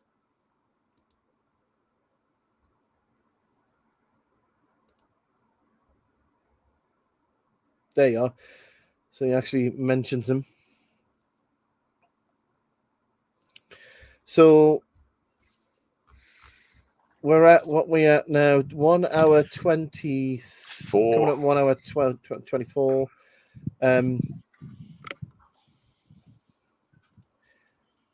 And just a little bit of lore about T. Lawrence. After the First World War, he joined the Foreign Office. Orifice? Saucy. Saucy. Ooh. On the other side of the Ministry of Silly Walks. It's a busy building. It is. Lots of stuff there. Okay. Welcome to the Foreign Orifice. Today we'll be learning about anyway. Walk this way. What's this? I came here for an argument. No, you didn't. No, that's just contrary. You're just being contrary. That's not an argument. Yes, it is. No, it isn't. Burning all of his clothes. So now they've fitted him out with the clothing of a sheriff of the Benny Way. Now you can find the Well of the Souls. Yes. Benny Way. It is a great look, though. Yeah. And he's got his curvy dagger. And sandals. Yeah. Cosmetti got a good one in there about offices. I'm totally behind you, Scotty. What's it say? To be fair, most offices are like orifices. I can concur with that fully. Absolutely. 100%. Try. And now this is a bit where he does a bit of a girly walk around with his clothes on. And then he's caught like prancing around when Anthony Quinn turns up.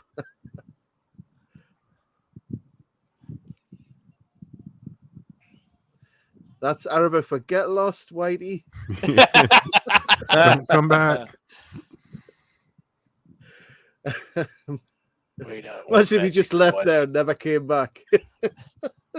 Where's he going? He just went for a packet of cigarettes. Never came out. Camel wouldn't stop. Hey. No, stop. Oh, the irony was it was a pack of camels he went for. Yeah. Bum. Don't forget to tip the waitress. Yeah, I'll be here all week. Don't do it, Larry. Don't do it. Please try the fish. This is where he starts to fall in love with the idea of who he is or who he's could be. And there's all sorts of stories about the kind of person he was, but he was definitely extraordinary and possibly a bit autistic, really, the way, he was very strange in certain ways, but he always wanted to just be regarded as a normal person. But I think Peter O'Toole read his book and had a bit of an insight into the character. Certainly does a good job with it. There's Anthony Quinn. I want to be Superman. It's a good question. What are you doing? English. As you see, What the hell? I identify as an Arab prince. My name is Cal L. Anthony Quinn, what a great actor. I mean, Oh, hell yeah. unbelievable. I think he practiced for so he's playing Auda Abu Tayi. And he used to put his own, obviously apply his own makeup and look and trying to get it just right. And he used information photographs of the real Auda Abu Tayi to look as much possible as he could. I love how he's just stroking the ego. Look at that scene again. Sounds like a great hero. So apparently Quinn was so good at looking Arabic that Lean thought he was a native and told him to get off the set. Oh, A similar thing happened with Alec Guinness, apparently. He was playing Prince Faisal. By the way, they had originally picked Laurence Olivier, I think it was Sam Spiegel wanted Laurence Olivier as Prince Faisal, but I think Guinness does a better job. But he looked so much like the real Faisal that when they were shooting in Jordan, several people who had known the real Prince Faisal thought he was Prince Faisal. So he must have looked enough like him. Or maybe they just didn't know Prince Faisal well enough.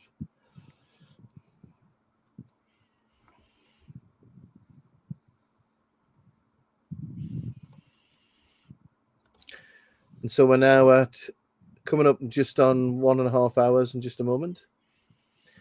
So a similar scene to earlier where they're drinking from a well that belongs to somebody else. So in this case, this well belongs to Auda Abu Tayi.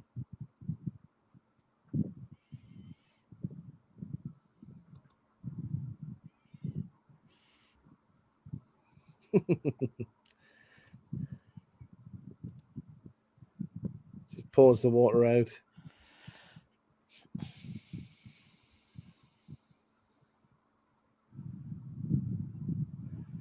So in the day, this was the guy, the real life figure he was basically paid by the Turkish not to make war. And his land or his tribe is in between them and Akaba. So what they were hoping to do was to recruit him into the war effort against the Ottoman Empire. But I think the Hawitat and his tribe were the Harif.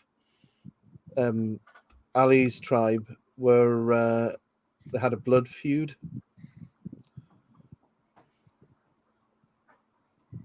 yeah, they seem to start off with insults right off the bat. Yeah. Does your father still steal? I mean, most of these tribes were at war with each other.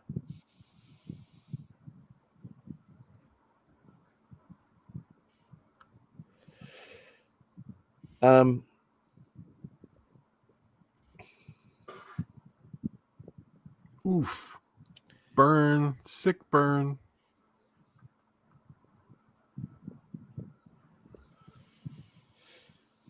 Yeah, so the Habitat were probably the strongest tribe other than the Harith.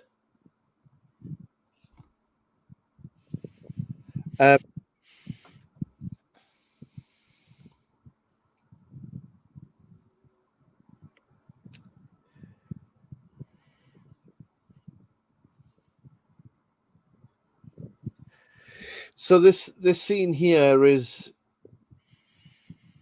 as we can see, the three main actors for the rest of the movie who team up to, obviously their characters teamed up to destroy the Turkish military infrastructure in the Middle East. Peter O'Toole, Freddie Mercury, and Zorba the Greek. Yep. All I'm in just one thinking of how scene. this was copied for the movie Dune, or the book, because in that novel, it's three main characters again, isn't it? It's Gurney and Stilgar. and of course the Muad'Dib. Muad'Dib.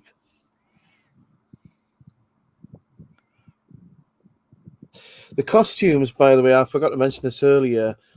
The costumes are incredible, and the movie won 7 Academy Awards, seven Oscars, but the costume designer didn't get one, Phyllis Dalton, because they forgot to submit an application. Oh, So that's a bit harsh because it would have won it. I yeah. reckon. Story about the Oscars later on, but tell you that later. So this is the camp of Auda Abu Tayi. When I saw that scene, I thought, there's no mobile toilets there. Yeah.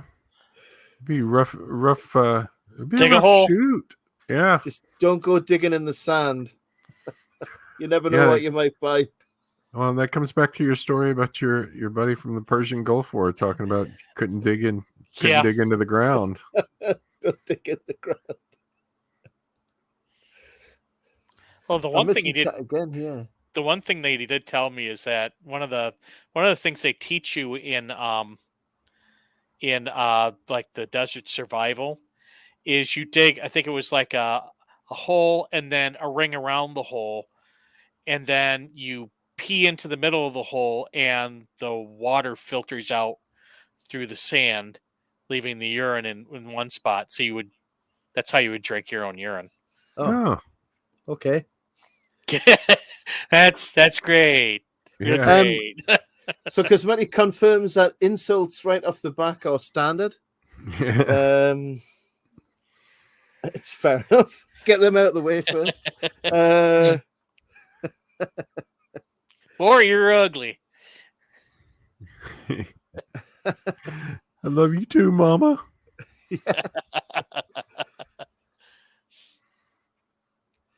There's the women and children who are cordoned off.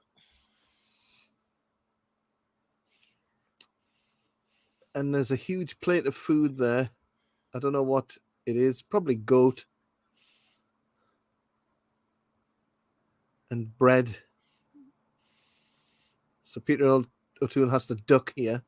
Or Yeah, the exotic bread goat. Yeah, they Yes. got it from the local Subway. Yeah. It's an all-you-can-eat buffet supplied by Wendy's. What profit do you hope? So this is where they hope to convince Auda to join the war effort.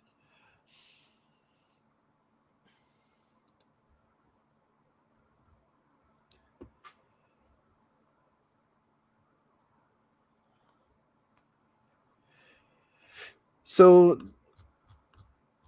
going back to T. Lawrence, just very quickly, the real person,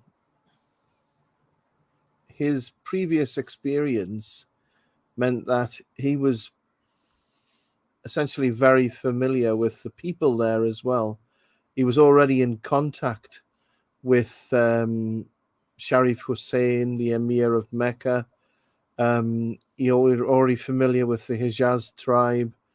He was already familiar with people, the rulers of Syria, and what it was known at the time, Mesopotamia.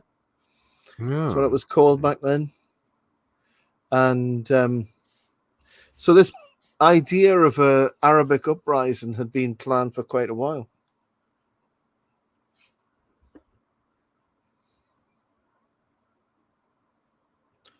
But the French were particularly insistent that They didn't want independent Arab states. They wanted the future to be Syria to be a French colony.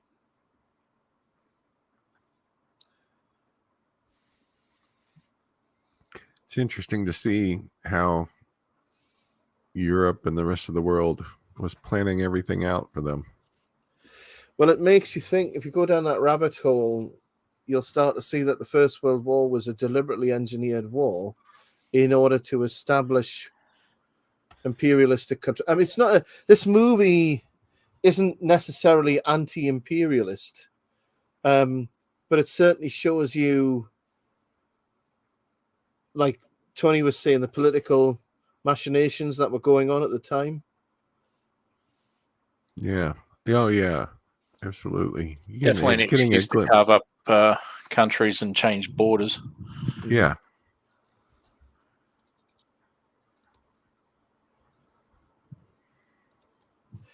So, the characters, like Auda is very pragmatic. He just gets paid by the Turks. But if he gets a better offer, he's open to a better offer. Well, and oddly enough, that's pretty much the strategy that the United States used in the Afghanistan war. Pay off the local warlords. Yeah, I mean, that was pretty much it. In 2001, the CIA moved Kabul when that mess happened. Well, no, I'm talking about when it first kicked off in 2001 when the CIA went in. That's what they did. They basically greased the palms of the warlords to win them over to their side from the Taliban. And then, by the end of it, 21 years later, 20 years later, it was a mess. But, it's interesting to see the parallels here.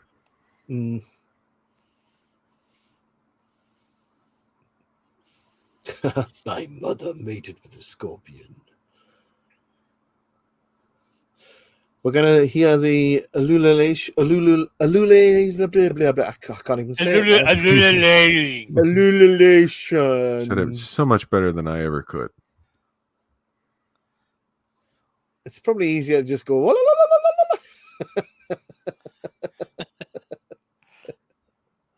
I can't even do that. So it was the Sykes-Picot Agreement. I think Cosmetti approves of yours. Does she? Yeah. You ululate very well.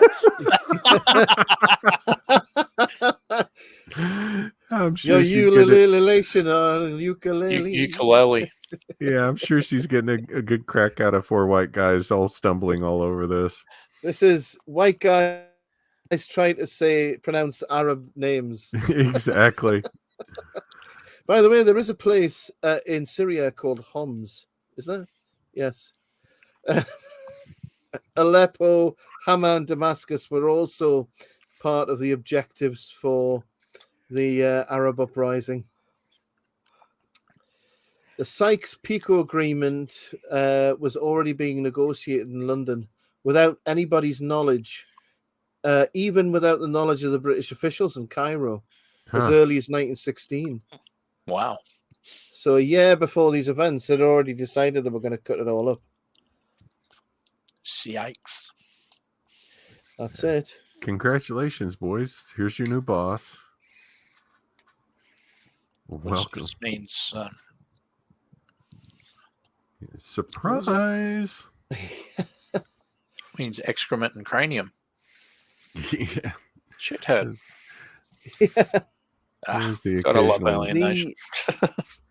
Where is it now? So I believe there you go. I don't know how they actually make that sound. It's you've got to like move your tongue faster, but then they're also moving their hand as well, aren't they? So yeah, I wonder if people from other countries think the same thing about like American cowboys, going yeehaw and stuff like that. I definitely think that about Texans. The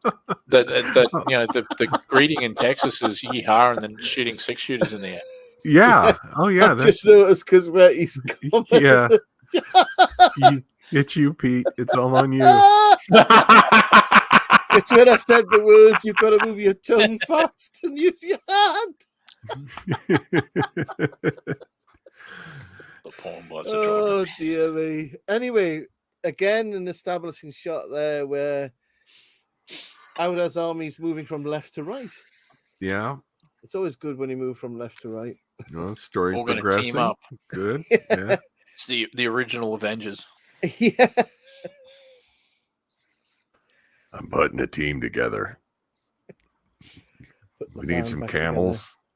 We need some guns and camels and Guns and camels and Lots some of tea. water. Lots of water.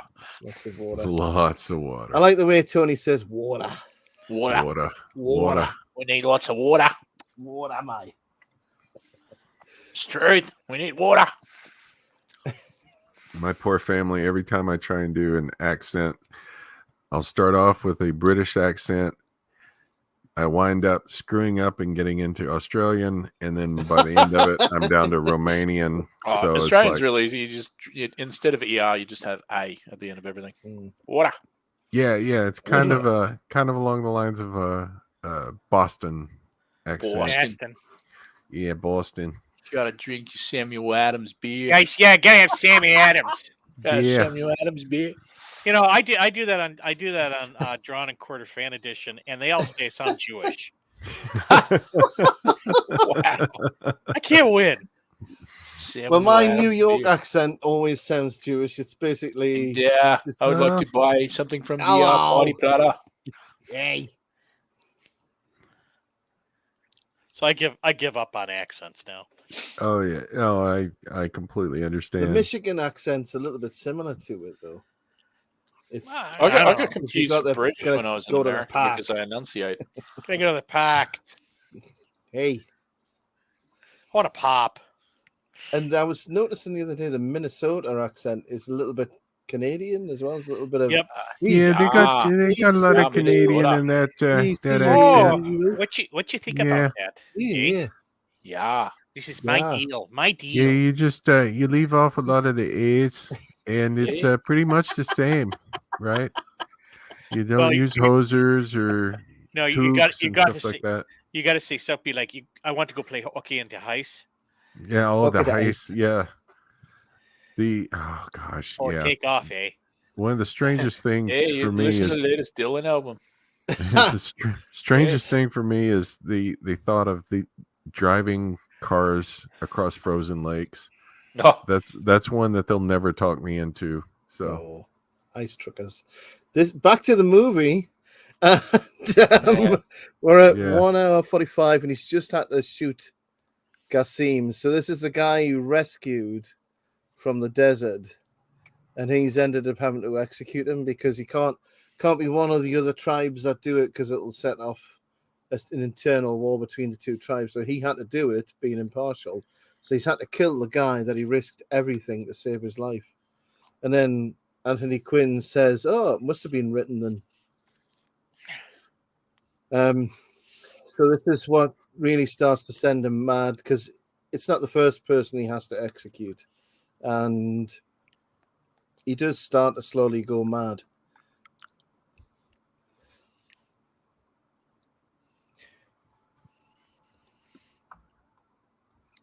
And we're about to see the huge set piece of the attack on Akaba, which is actually filmed in Spain. But Peter O'Toole's commented many times on this scene. He actually got drunk, he said, before he filmed the scene. 'cause he No. was scared Not of Peter coming Get out. out of O'Toole. here. Yeah, you No. wouldn't believe it, would you? He actually got drunk. No, I refuse to accept that. yeah, next But thing look you're at gonna be this telling shot. me that in the movie Jaws that the guy playing Quint got drunk. No, No. and the jaws The was water's actually wet. a shark. Look at that. That's beautiful. Do you know when I did the intro for this, I felt like I was doing like a recruitment video for the base. if you know what I mean. Oh yeah, yeah. I can understand.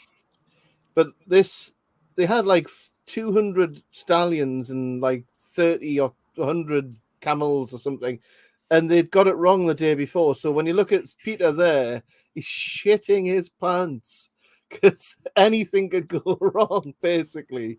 Oh, I bet. Yeah.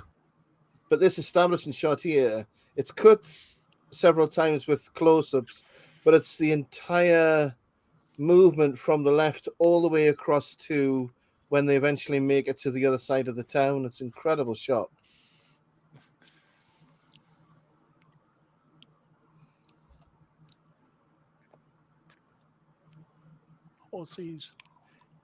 And naughty picture there of a Arabic lady. Someone's Arabic pin-up there. Yeah. Some things never Of a change. belly dancer. And there you go. They're trying to spin the machine guns around because they're all facing the wrong way. Yep. God damn.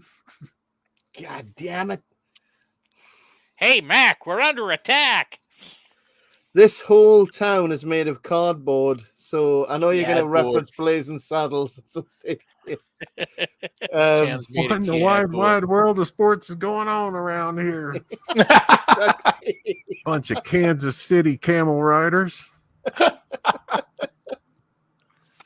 And that perfect shot there, which establishes with the gun in the foreground, pointing out to sea from an invasion that never came. That's a beautiful ocean, though. Oh, absolutely. It I is. just want to go swimming there. It's the Med, that isn't it? It must be the Med. I'll have to find out whereabouts in Spain it was shot. And again, this beautiful orange light. And how many establishing shots have we got with the sun hanging low? It's just brilliant. Beautiful. The CGI definitely earned their money on this one. Oh, yeah. Yeah, I mean, yeah, definitely. Still one of Marvel's best. all those hours of processing. Yeah, Disney Kevin Feige deserves a raise. Yeah, Disney did such a good job with this one. It's right up there with She-Hulk. Yep.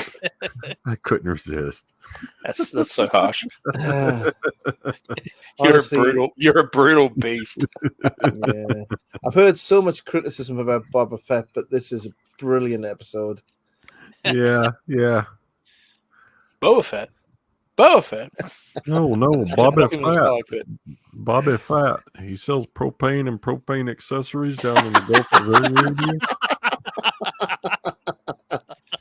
Oh, that's so good. So for anybody watching, that's coming back. Yeah, King of the Hill. Oh, hopefully, don't screw it up. no. I hope not. But I think what's his name's in charge of it though. Oh, Mike Judge. Mike Judge. So I think Okay. I think he got it back. Basically got Beavis and Butthead back. So yeah.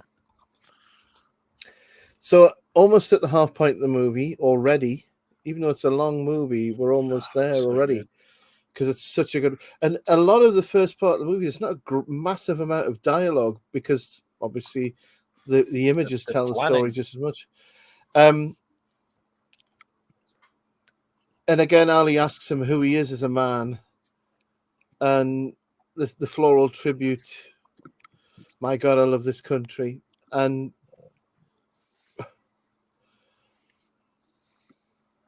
I don't know whether he knows who he is as a person, but he was a genius. That's definitely without debate. And Auda's already wrecked the telegram machine, so he's going to have to travel to Cairo to let them know that they've captured Akaba. And it's interesting how this marks roughly around the halfway mark because the whole first part of the story's been towards Akaba. And then the second half of the movie is more guerrilla warfare where they're attacking the railway. That's right. Yeah, the hit and run stuff. Yeah.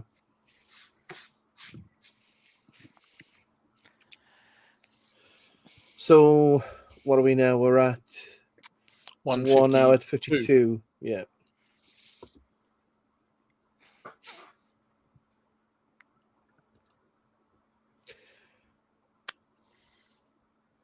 So according to the obviously real events. 2nd of July 1917 was the defeat of the Ottoman forces at Abba el-Lisan, an outpost of Akaba. So this is high summer.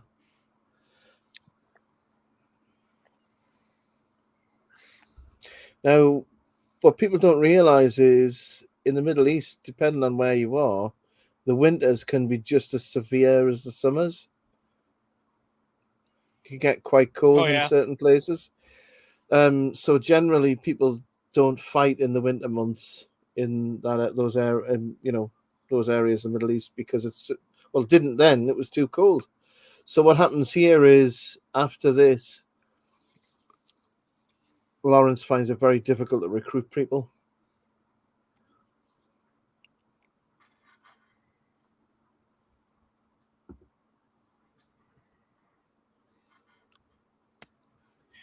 So Auda's quite upset because there's no gold in Akaba, and he has to write him a promissory note. He could just give him an NFT or some crypto. Yeah, exactly. Get some Bitcoin. Yeah. Maybe a few government bonds.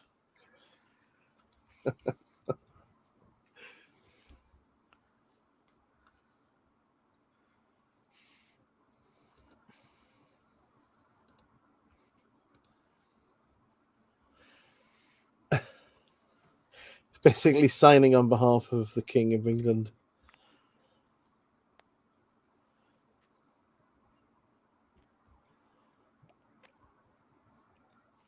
So this was the in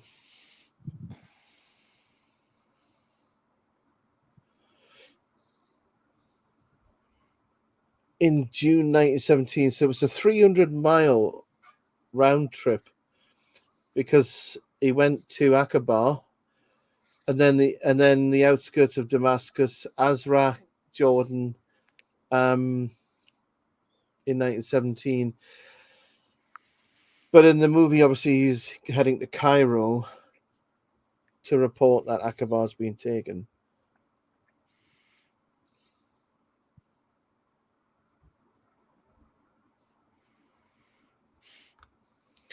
And here he is with his two young lad friends here.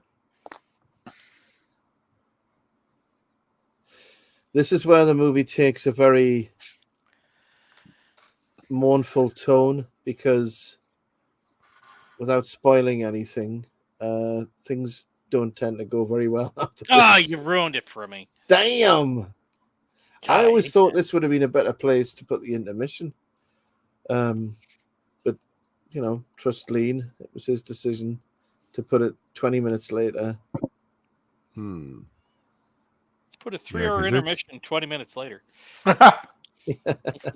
Yeah, I mean, it is right at the midpoint of the movie. So it is really. I don't know why it hasn't. That's it. So that's like a desert storm, isn't it? Yep. Well, Bush would be proud of that, wouldn't she? Wouldn't he? No, Lord, dust.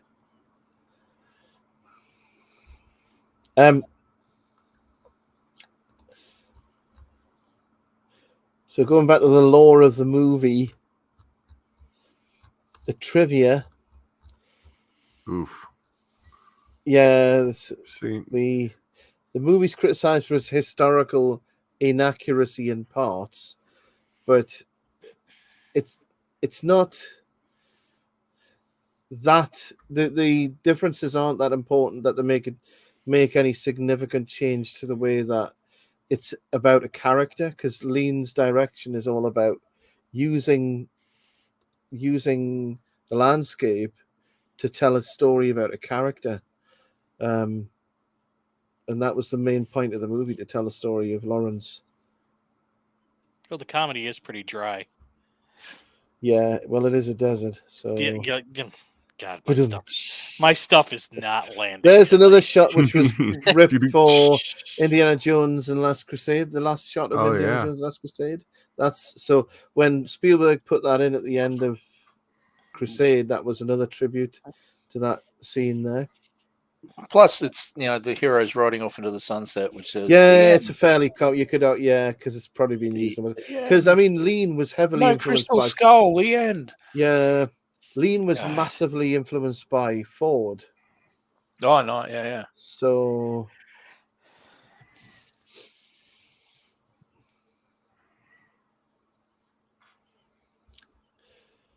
but yeah, there's complaints about the representation of Lawrence, but in general, it's really just the height of the actor because O'Toole's 6'2", and Lawrence is only 5'5".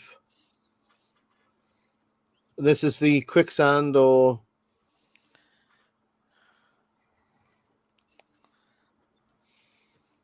shifting sand. Just wait until they hit the ROUSs. Yeah, I don't think they exist.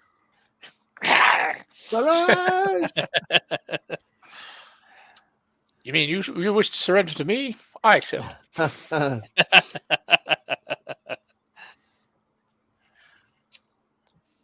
That would suck. He tried to save him. That would suck. This is it. You can't struggle. The more you struggle, the quicker you go under.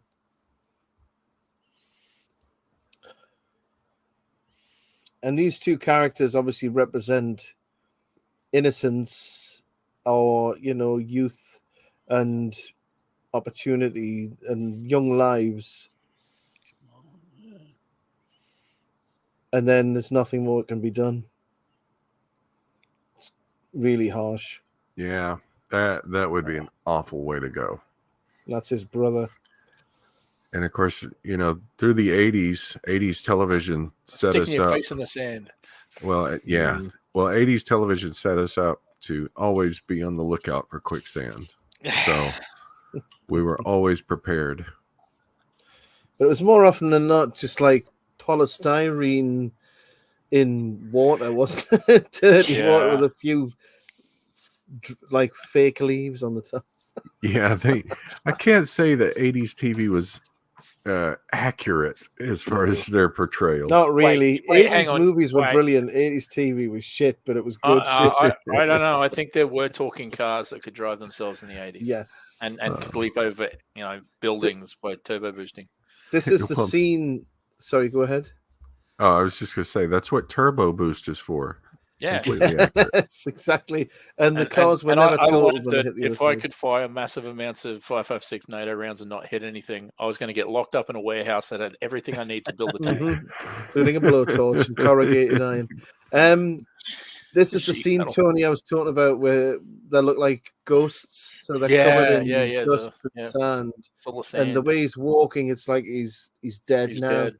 He's dead inside. He's a ghost, walking dead. And well, that sounds like a good name for a TV series. Yeah, I might. You should probably be good for at least the first 3 or 4 seasons. I think it should outlive its purpose though, and have some spin-offs that are stupid. There you go. Well, no, I can't say that I came up with that idea first. I think Jennifer Lawrence came up with that idea before me.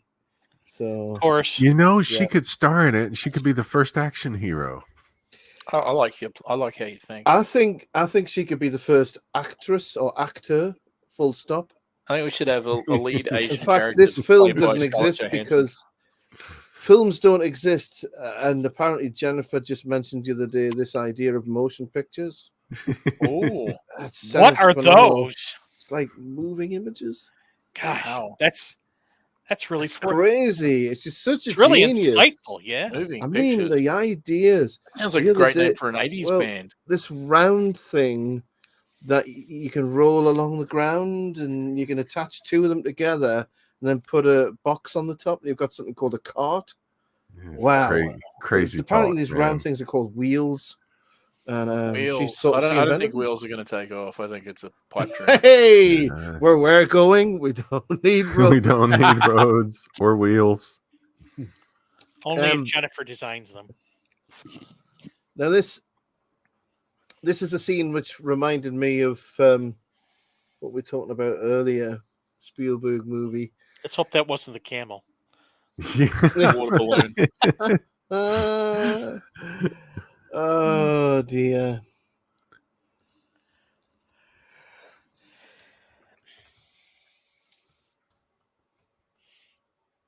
Is this the place they were supposed to go to, or is this just a abandoned? It's an abandoned, obviously war damaged property. But it reminds me of Empire of the Sun, this beautiful shot, and the unreality of that ship hovering just behind a sand dune in what we would assume to be the middle of the desert.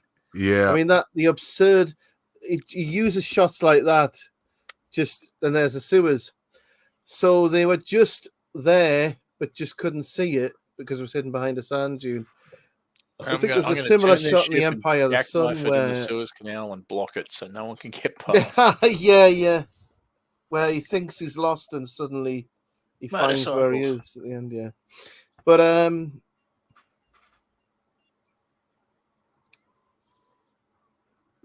like, I could be Street Hawk with that. And there's the motorbike. This is the first time you see, well, apart from the introduction, in the retrospective story, you see motorbikes 3 or 4 times. Or Lawrence actually sees motorbikes. And at the end of the movie, obviously, he thinks about getting a motorcycle because he likes. I've never seen so many Fez in one place. Yeah, but the end of the movie in Damascus, it's like a Fez fest everywhere. I mean, literally the amount of it reminds me of Tommy Cooper. Yeah, I was told. Yes. I was assured Fezes are cool. You see, Tony gets the jokes. I have all these British comedy references, and unless it's Blackadder or Benny Hill, they just fall flat. Yeah, I apologize on behalf of America. That's the beauty of Australian television. We got all British stuff. You get all our shite. Absolutely. and the good stuff. And the good stuff. So here we are back at Cairo, and there's some interesting scenes here. It's very similar to beautiful. It makes me think of the scene where they return from the desert in Ice Cold in Alice with John Mills, and in that movie, in this one, obviously they think, "Here you." They don't recognize who he is. They think he's a WOG, as they call him later on the movie. All right, rank you, motherfucker. But he goes straight to the officer's bar to get some ice cold lemonade. And another link with ice cold Alex. Lieutenant Lawrence, buddy. It is. He got quickly promoted as well, you know. But the other similarity with Ice Cold and Alice is Anthony Quayle. It was in that as well. He's the one who played the South African officer in that movie, who's also in this one.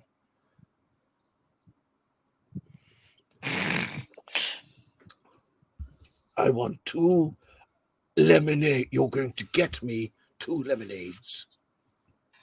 2 large glasses. Get the Fez out of here. And I think Lean was keen to portray the duplicity of the British officers in that when they think he's a local, get out of here, and when they realise who it is, they're basically worshipping him.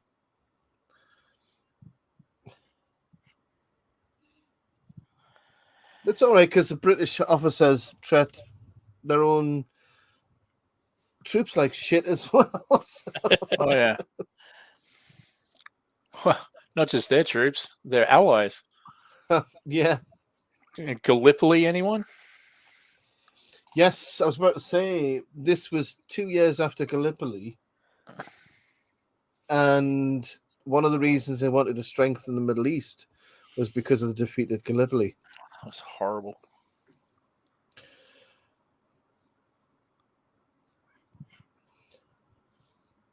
I just like that line from Blackadder goes forth.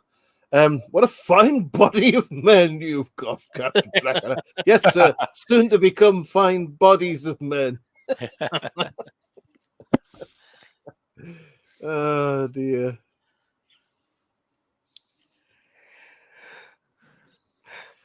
And Yes, Allenby. Mao's gone. So we're at 2 hours 7 minutes, and they are genuinely shocked by the victory at Akaba. Oh yeah. Suddenly they're not so upset about how he's dressed anymore. Yeah. Well, they did burn his clothes, so let's be fair. Yeah. He could have walked in naked. That would have made it. True.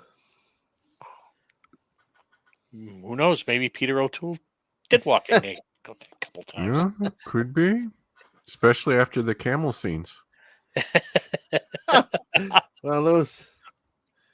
I'm not going to say it. What we Get got back to here. work, you lot. Yeah. Because Gabrielle says, I forgot about the quicksand scene. Yeah.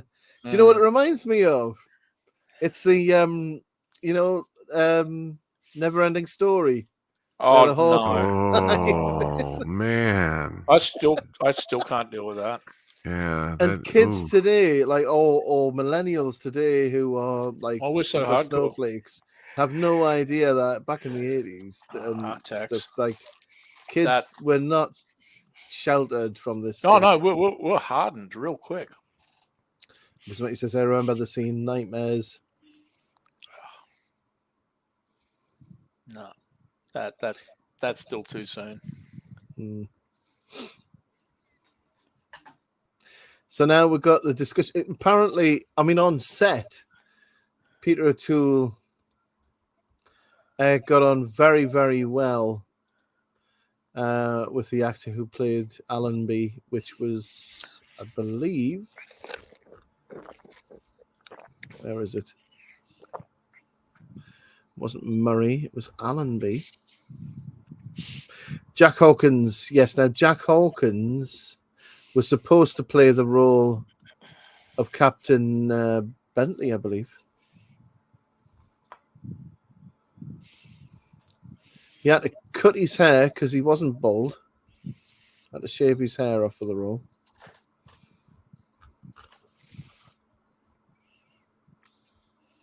I think he was another actor in. Was he in Bridge over the River Kwai? Might have been. I mean, the reason David Lean chose Guinness for this movie was because obviously Alec Guinness had been the main lead in Bridge on the River over the River Kwai.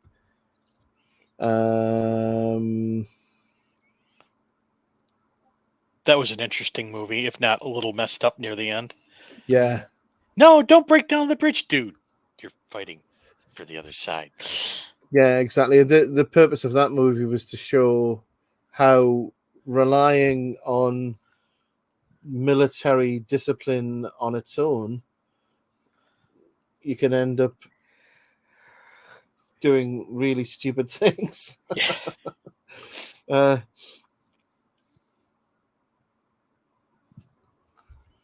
So the dialogue between these two characters now really is that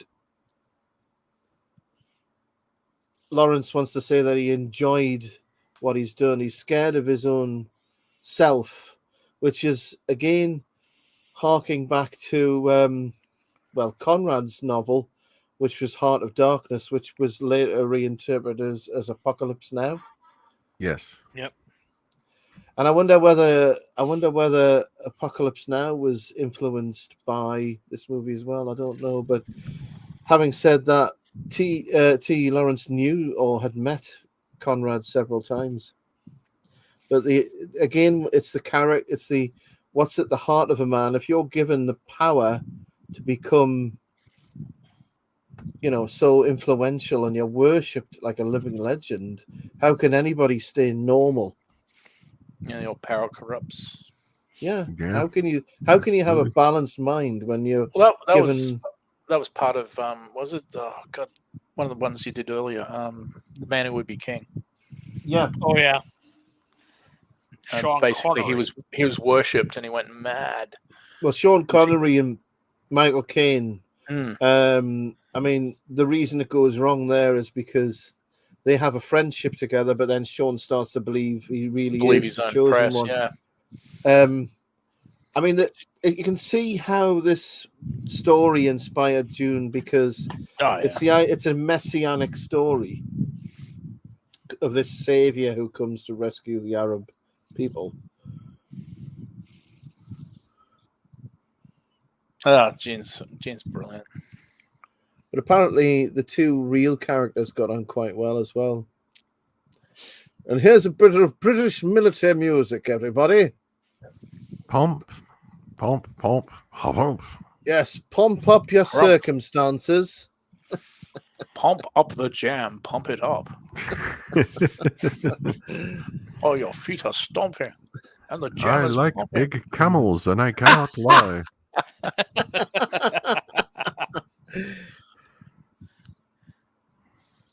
So he went from lieutenant to major, and then he becomes colonel.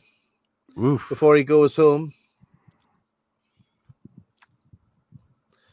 So this was the breakout part for Peter O'Toole. This is what really established him on the world stage. Yeah. It makes sense. I mean, yeah, this is it. It's just shot him to stardom. I mean, he'd done parts before in movies. He went to RADA with Albert Finney. It was in his class.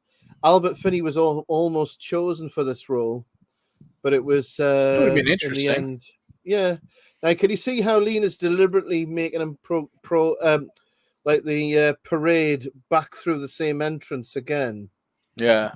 So it's like a recap, a revisit, but this time he enters as a legend.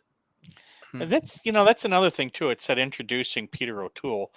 That this is his first major film.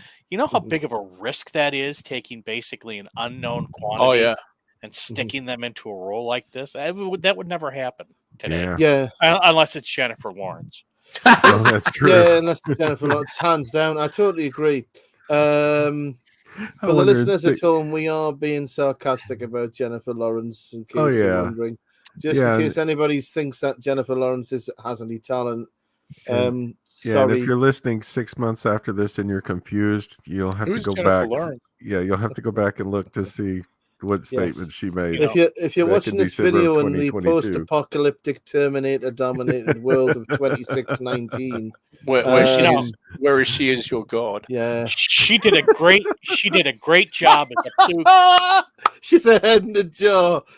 Connected to all of the killer robots across the universe. She's the God Emperor. Oh, she's gone full Futurama. Oh no! I will say this: Jennifer Lawrence played a great blue Katniss Everdeen in X-Men. Yes. So you are correct. I mean, to take an unknown, he called it destiny in a way because all he did was read some parts of the Seven Pillars. And he got the role straight away. Lean wanted him straight away for the role. And similar things happened to him earlier in his life. But I think the man was a naturally talented actor and one of the greatest acting talents ever. And I think as soon as people were exposed to seeing him act, that was it. Well, sometimes there's that... You ever see somebody perform and you just know that person has it? Yeah. There's just every now and then you run across somebody that there's just something special, and it's obvious that's what they saw in him. Well, there are people that, like, as you said, like natural actors, but they're so good at it, they don't feel like they're acting. Yes. It's like the way they deliver dialogue, where you just go, wow, normally people deliver this dialogue in a way where you just go, well, that's weird techno babble and it doesn't sound right. But sometimes people just go, boom, and you go, I believe that person is that. Yeah, yeah, exactly. I'm trying to think of the guy I'm thinking of now. Charlie Sheen. Titus Welliver. Charlie Sheen, definitely that tiger blood energy. But yeah, Titus Welliver, the first time I remember seeing him was in an episode of Voyager. And he was just delivering like this weird techno babble and stuff. And I was like, wow, he's doing that in a way that he doesn't sound like he's just reading a script. Yeah. And, then he's in Deadwood and all this other stuff. And you go, yeah, no wonder he's an awesome actor. But yeah, I agree with that with O'Toole. It's just like,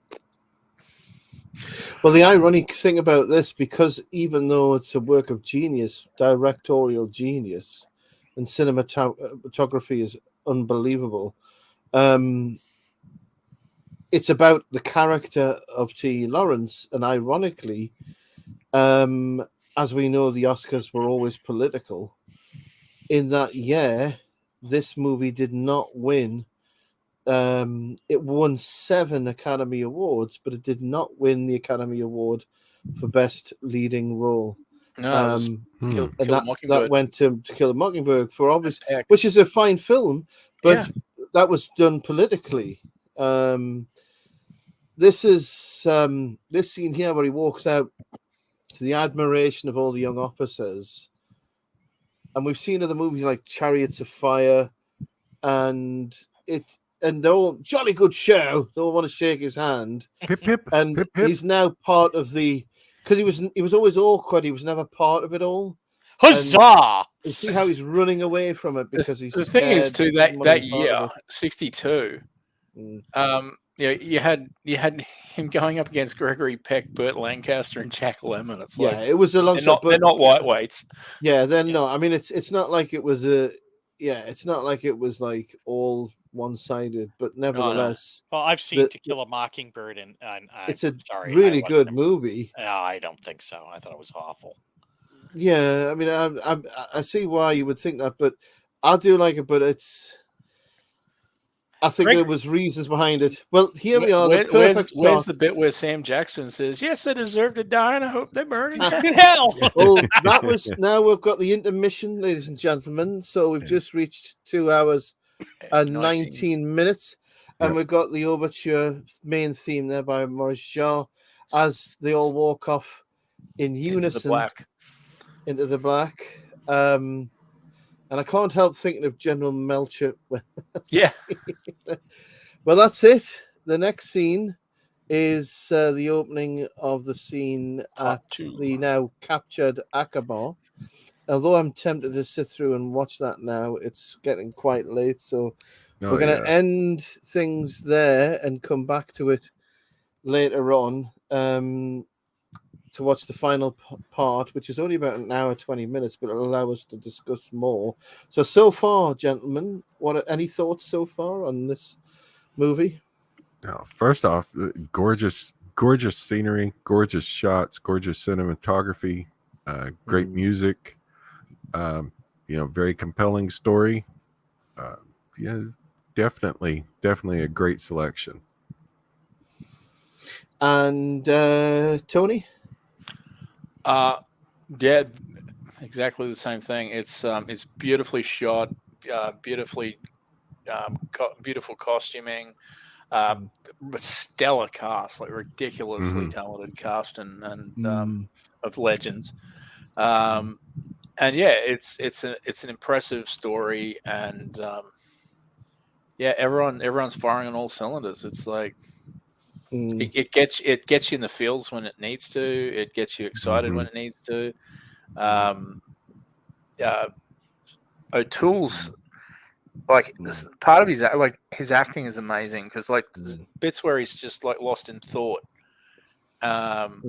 He literally looks like he's almost meditating and thinking about something, and then like the scene after the brother gets sucked down into this, and he's just like like a walking zombie. He's just dead inside, and it's like that's all in his eyes. There's no voice, nothing. It's just he looks like a broken person, and that's not easy to do. No, exactly. And his body language, everything, especially for a first role, like a first Yeah. official movie role. It's like, He wow, just like the character he's out of the park. Well, this is it. Just like the character he's portraying, he matured early. Yeah, and he achieved a lot very early on. Jeff, your thoughts? Well, I agree with what Cosmetti says. I gotta say, Jennifer Lawrence did a fantastic job in this movie. Absolutely, Jennifer Lawrence. She even looks like Peter. She even looks like Peter O'Toole. Oh, bloody no! And Scarlett Johansson as Omar Sharif was incredible. Yeah, the all female. You can play exactly any role, like Freddie any gender. Yeah, but no. think the funny thing is that when you go through different periods of film, you have particular acting styles, and this is kind of that golden age of Hollywood acting style, where it's done just a little bit over the top, but not completely, Yeah. and whereas later stuff would end up being a little bit more naturalistic and more gritty. So it gives it I think it gives it a lot more of a sort of legendary feel. And then when you take that and you just put all that cinematography and like you said, all those wide shots on top, I mean, Oh yeah. and they don't make this anymore. Well, and No. the thing is, still, a lot of people use this term incorrectly, but it is a golden age sort of film. Yeah. Yeah. It really is. It's like everything is perfect. It's all practical. It's all they shot everything real. It's everything lush. on screen is on screen. Exactly, and it's very lush, and it's very number one, it's well written, but it's very lush, and you go into a movie theater and you're watching something that can literally take your breath away if you've ever seen it before. Mm-hmm. And the restored version really lets you see what it must have been like originally. Yeah, But the expertise of filmmaking and acting and film acting, I just think in that period of time, in the 60s, it was just hitting its high point. The 50s were a bit, like you said, over the top, and it has a little bit of that in it. But yeah, I think generally speaking, when we're getting to this era of cinema, there's a lot going on with cinema overseas in Europe and elsewhere in the world. And I think with directors like David Lean, who cut his teeth with movies like Great Expectations, I think he weren't afraid to take risks then. And even though the movie was not received as it should have been because of the snobbishness of London society at the time, it stood the test of time, and it's regarded as one of the greatest movies now. And so far, this point in the movie where it breaks at this point is setting it up for like the second half where it's all guerrilla warfare, and already we're sort of seeing the characters now a totally different person, where he's starting to believe he's capable of doing anything, and but starting to believe in the legend of himself, and that's drawn out a lot more in the second half of the movie. And the other thing too is that this is probably the pinnacle, I would have to say, of movie making as a true visual art medium. It is exceptionally visual, and like you said, 100%. you don't have to have a lot of dialogue. You're seeing everything. So in it's something Show don't tell. No.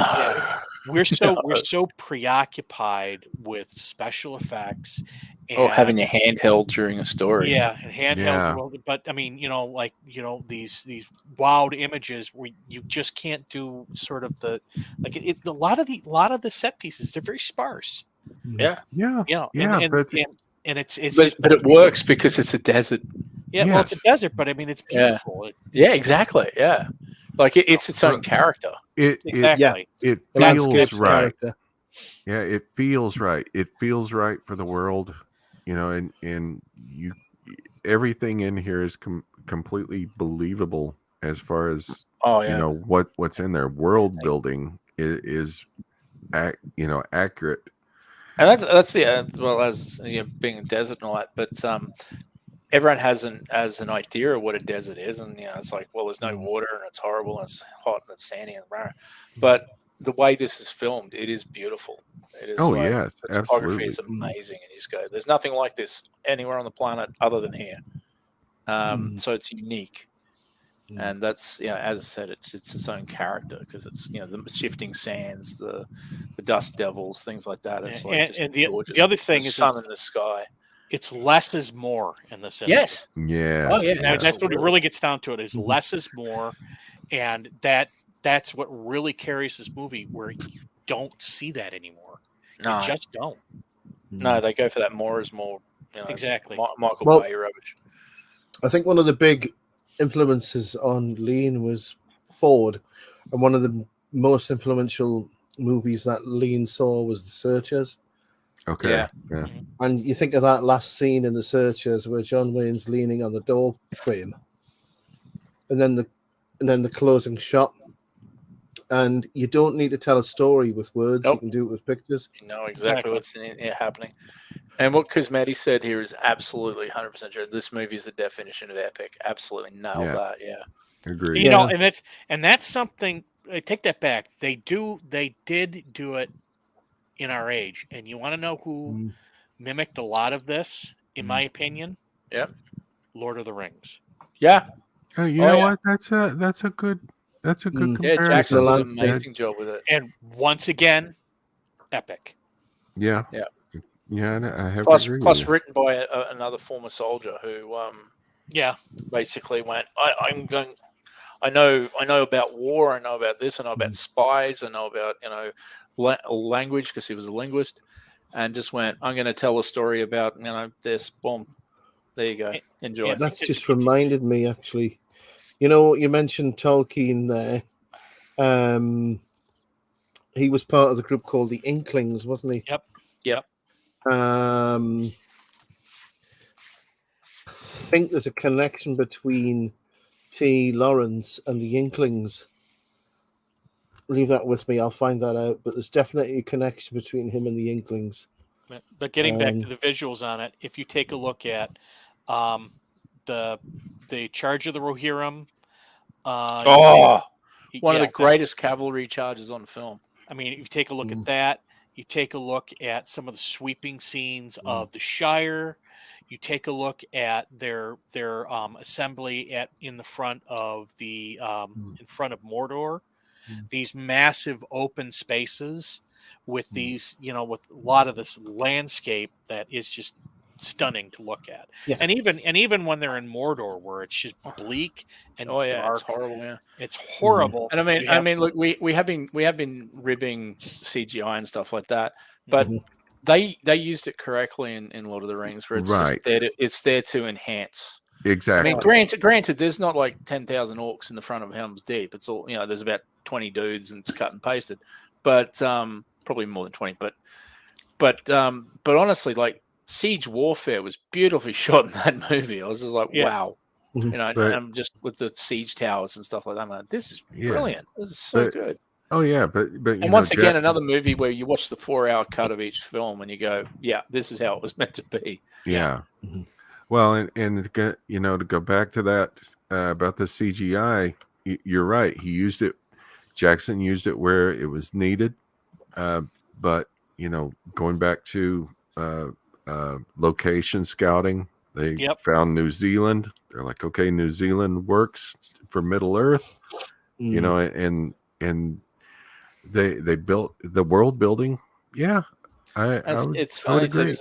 I'm not against the use of CGI if it's done like that, like they did with, say, Fury Road, where they just went, well, we're going to do everything practical. We'll just use CGI to enhance it a bit here and there. But what I just want to know what happened to James Cameron, because it's like he was a dude who basically went, oh, we're going to use a bit of CGI for Liquid Metal Man or the water and the Abyss or something like that, and then suddenly it's like, oh no, we're just going to just green screen everything. Everything. It's like, what the hell happened to you? You used to be a filmmaker.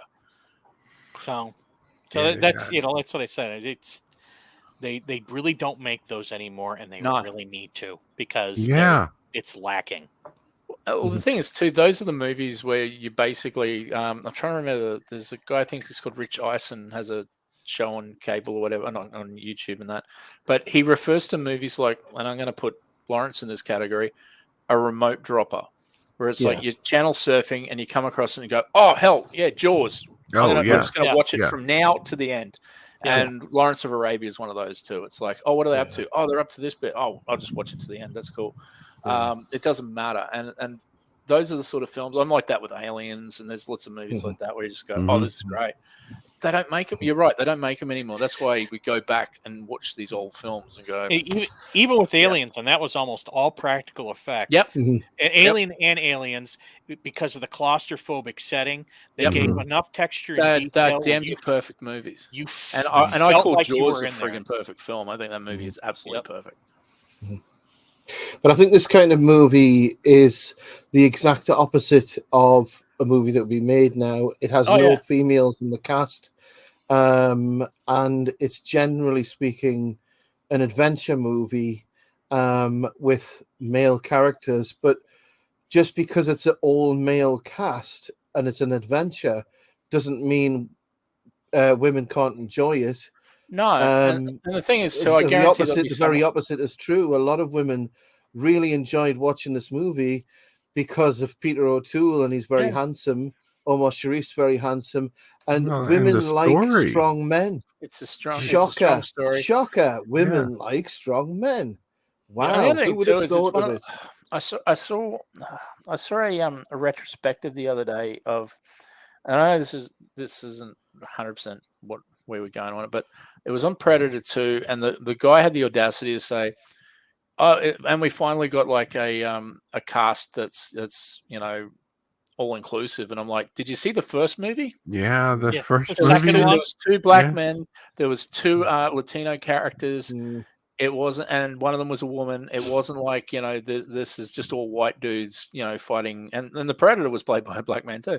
So it's like wasn't like a bunch of white dudes fighting white dudes. And it's like, come on, guys! It's like stop trying to virtue signal when there's nothing to virtue signal. Predator 2 is the same way too. I mean, it was like that your main character was a black Danny guy. Glover, I mean, you had I think what's her name who played Vasquez. She was in there too. No, it was Maria Conchita Alonso was in really in Predator 2. Sorry. Okay, but anyway, she was in T2. So, but I mean, then you had the Jamaican drug gangs, and then you had, and then there was the Jamaicans. There was the what was the other group? Oh, whatever. They were all there was Mexicans, Hispanic. I think. Mexicans and that. Yeah. But it was. But that was made in 1990. No one was going, hey, let's get Danny Glover because he's a black man. It was like, let's get Danny Glover because he's a good actor. He's a good actor. Exactly. It's different for him to play the hard ass cop. And the other thing, by the time Danny Glover was done, I mean, that guy looked like he had been through the ringer. Yeah. He was. It's definitely almost too like old for this. It's almost like you're saying we should appreciate people for their talent and judge them by their character and not the color of their skin. Yeah, or what's somebody said that. Somebody said that in the past somewhere. Let's not go too far here. Who did a speech outside Washington? Well, unless it's Jennifer Lawrence, and then she takes. I believe. Well, she is our overlord. Jennifer Lawrence was originally thought of for the part of Dutch. I found that connection. I found that connection between the Inklings. I knew there was a connection. It was actually David Lean's brother. David Lean, the director, was born 25th of March, 1908, at 38 Blenheim Crescent, South Croydon, Surrey, now part of Greater London, to Francis William LeBlanc Lean and the former Helena Tanguy, niece of Sir Richard Trevithick Tanguy. So his mum's uncle was aristocrat. His parents were actually Quakers, and he was a pupil at the Quaker founded Leighton Park School in Reading. His younger brother Edward founded the original Inklings Literary Club when he was a student at Oxford University. So it was David Lean's brother founded the Inklings. Okay. Wow. Tell you, the connections are incredible. If you look at this stuff, everything's interconnected. But yeah, his brother formed that. So it's interesting how you mentioned Tolkien. But I think there was I honestly do believe that we've lost that sense of landscape and sense of scale. Yeah. And it's this arrogance now that we have this virtue signaling that we're all humble, this, that, and the other, look after the environment. But the reality is it's what you say and act privately that matter. And what is it, the unwitting testimony, and the arrogance that comes through from people who don't put mankind in the correct perspective, that, you know, we are part of this whole thing, and look at this movie and how it portrays man as small in the scale of the desert. And like I say, going back to John Ford, he did that all the time in his movies. He showed how America is a vast place, and people were, how they survived, God knows. And you think about all of the different eras in American history, things like the Oregon Trail, for instance, how people managed to make that journey. You've died of dysentery. Yeah, the game. Yes, absolutely. Yeah, but I mean, do you know what I mean, though? It's like the people, the early settlers in Texas, for instance. And so, you know, that's really something that existed in culture. And it's just an unwitting testimony coming from a place of humility, out of respect for the land, out of respect for how hard life was. That old sort of adage of you may think you're important in the universe, but one day you will die, but the world will still roll on. Absolutely. You know? I mean, the day you realize society will still keep going. You may be remembered, but you're not there. Well, this is it. I mean, this is one of the crowning things of becoming an adult, isn't it? That's one of the steps that you go through when you wake up that morning. Think, hang on, if I was no longer here, everything's still going to continue without me. And that's one of the reasons, you know, you've become an adult. Absolutely. And we live in an age now where so many people who are in the positions of creating movies or TV shows or whatever are literally adult babies. They've never grown up. They've never had any real experience of life, never had any hardship. And they have nothing to write about. They think they're adults, and you go, well, in linear time, you're an adult, but not mentally. Exactly. Yeah. Exactly. Sorry, go ahead. I'm sorry, because I'm going to derail things because Jeff stuck it in my head. So now I'm just imagining Jennifer Lawrence and that scene where Dutch runs into Dylan. Imagining her turn around, big cigar in her mouth. Dylan, you son of a bitch. And just a skinny little arm. A skinny little arm grabbing Carl Weathers' big old arm. Still bending Carl Weathers' arm over. I'm now thinking of the other line. I think she would have done even better than Arnie in that scene. Chopper. No, I'm thinking about see you at the party, Richter.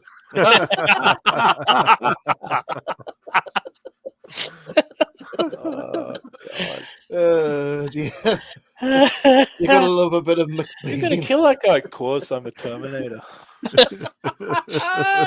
Don't tell me what to do, John Connor.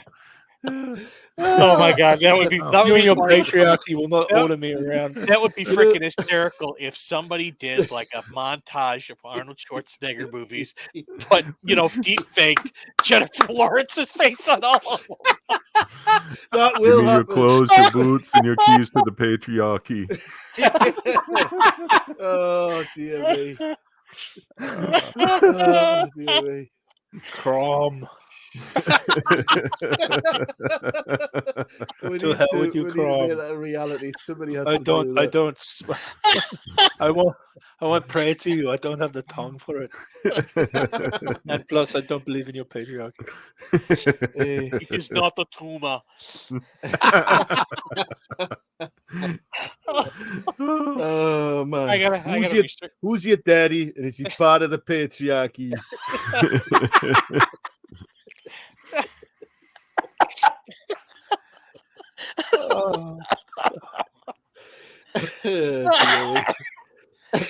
I gotta research deep fake now. Oh yeah. Now I have a new goal in life. Honestly, this needs to be done after Time Mullet. Yeah, Time Mullet first, definitely. Yeah, Time Mullet's got to be first. That's got to be first. That's at the top of the list. Well, thank you very much, gentlemen. Thank you everybody who watched. Thank you everybody who stopped by in the chat. It was a blast. Thank you to Cosmetti and thank you to Gabrielle as well. It's been a pleasure to have you there. Thank you, Cosmetti, for saving us from the bots too. You are a champion. You are and the greatest. thank you to everybody who watched as well. And Gabrielle, thank you. And Yes, also absolutely. thanks to everybody who watched recorded. later on. We do appreciate you there, and thank you to everyone in the future.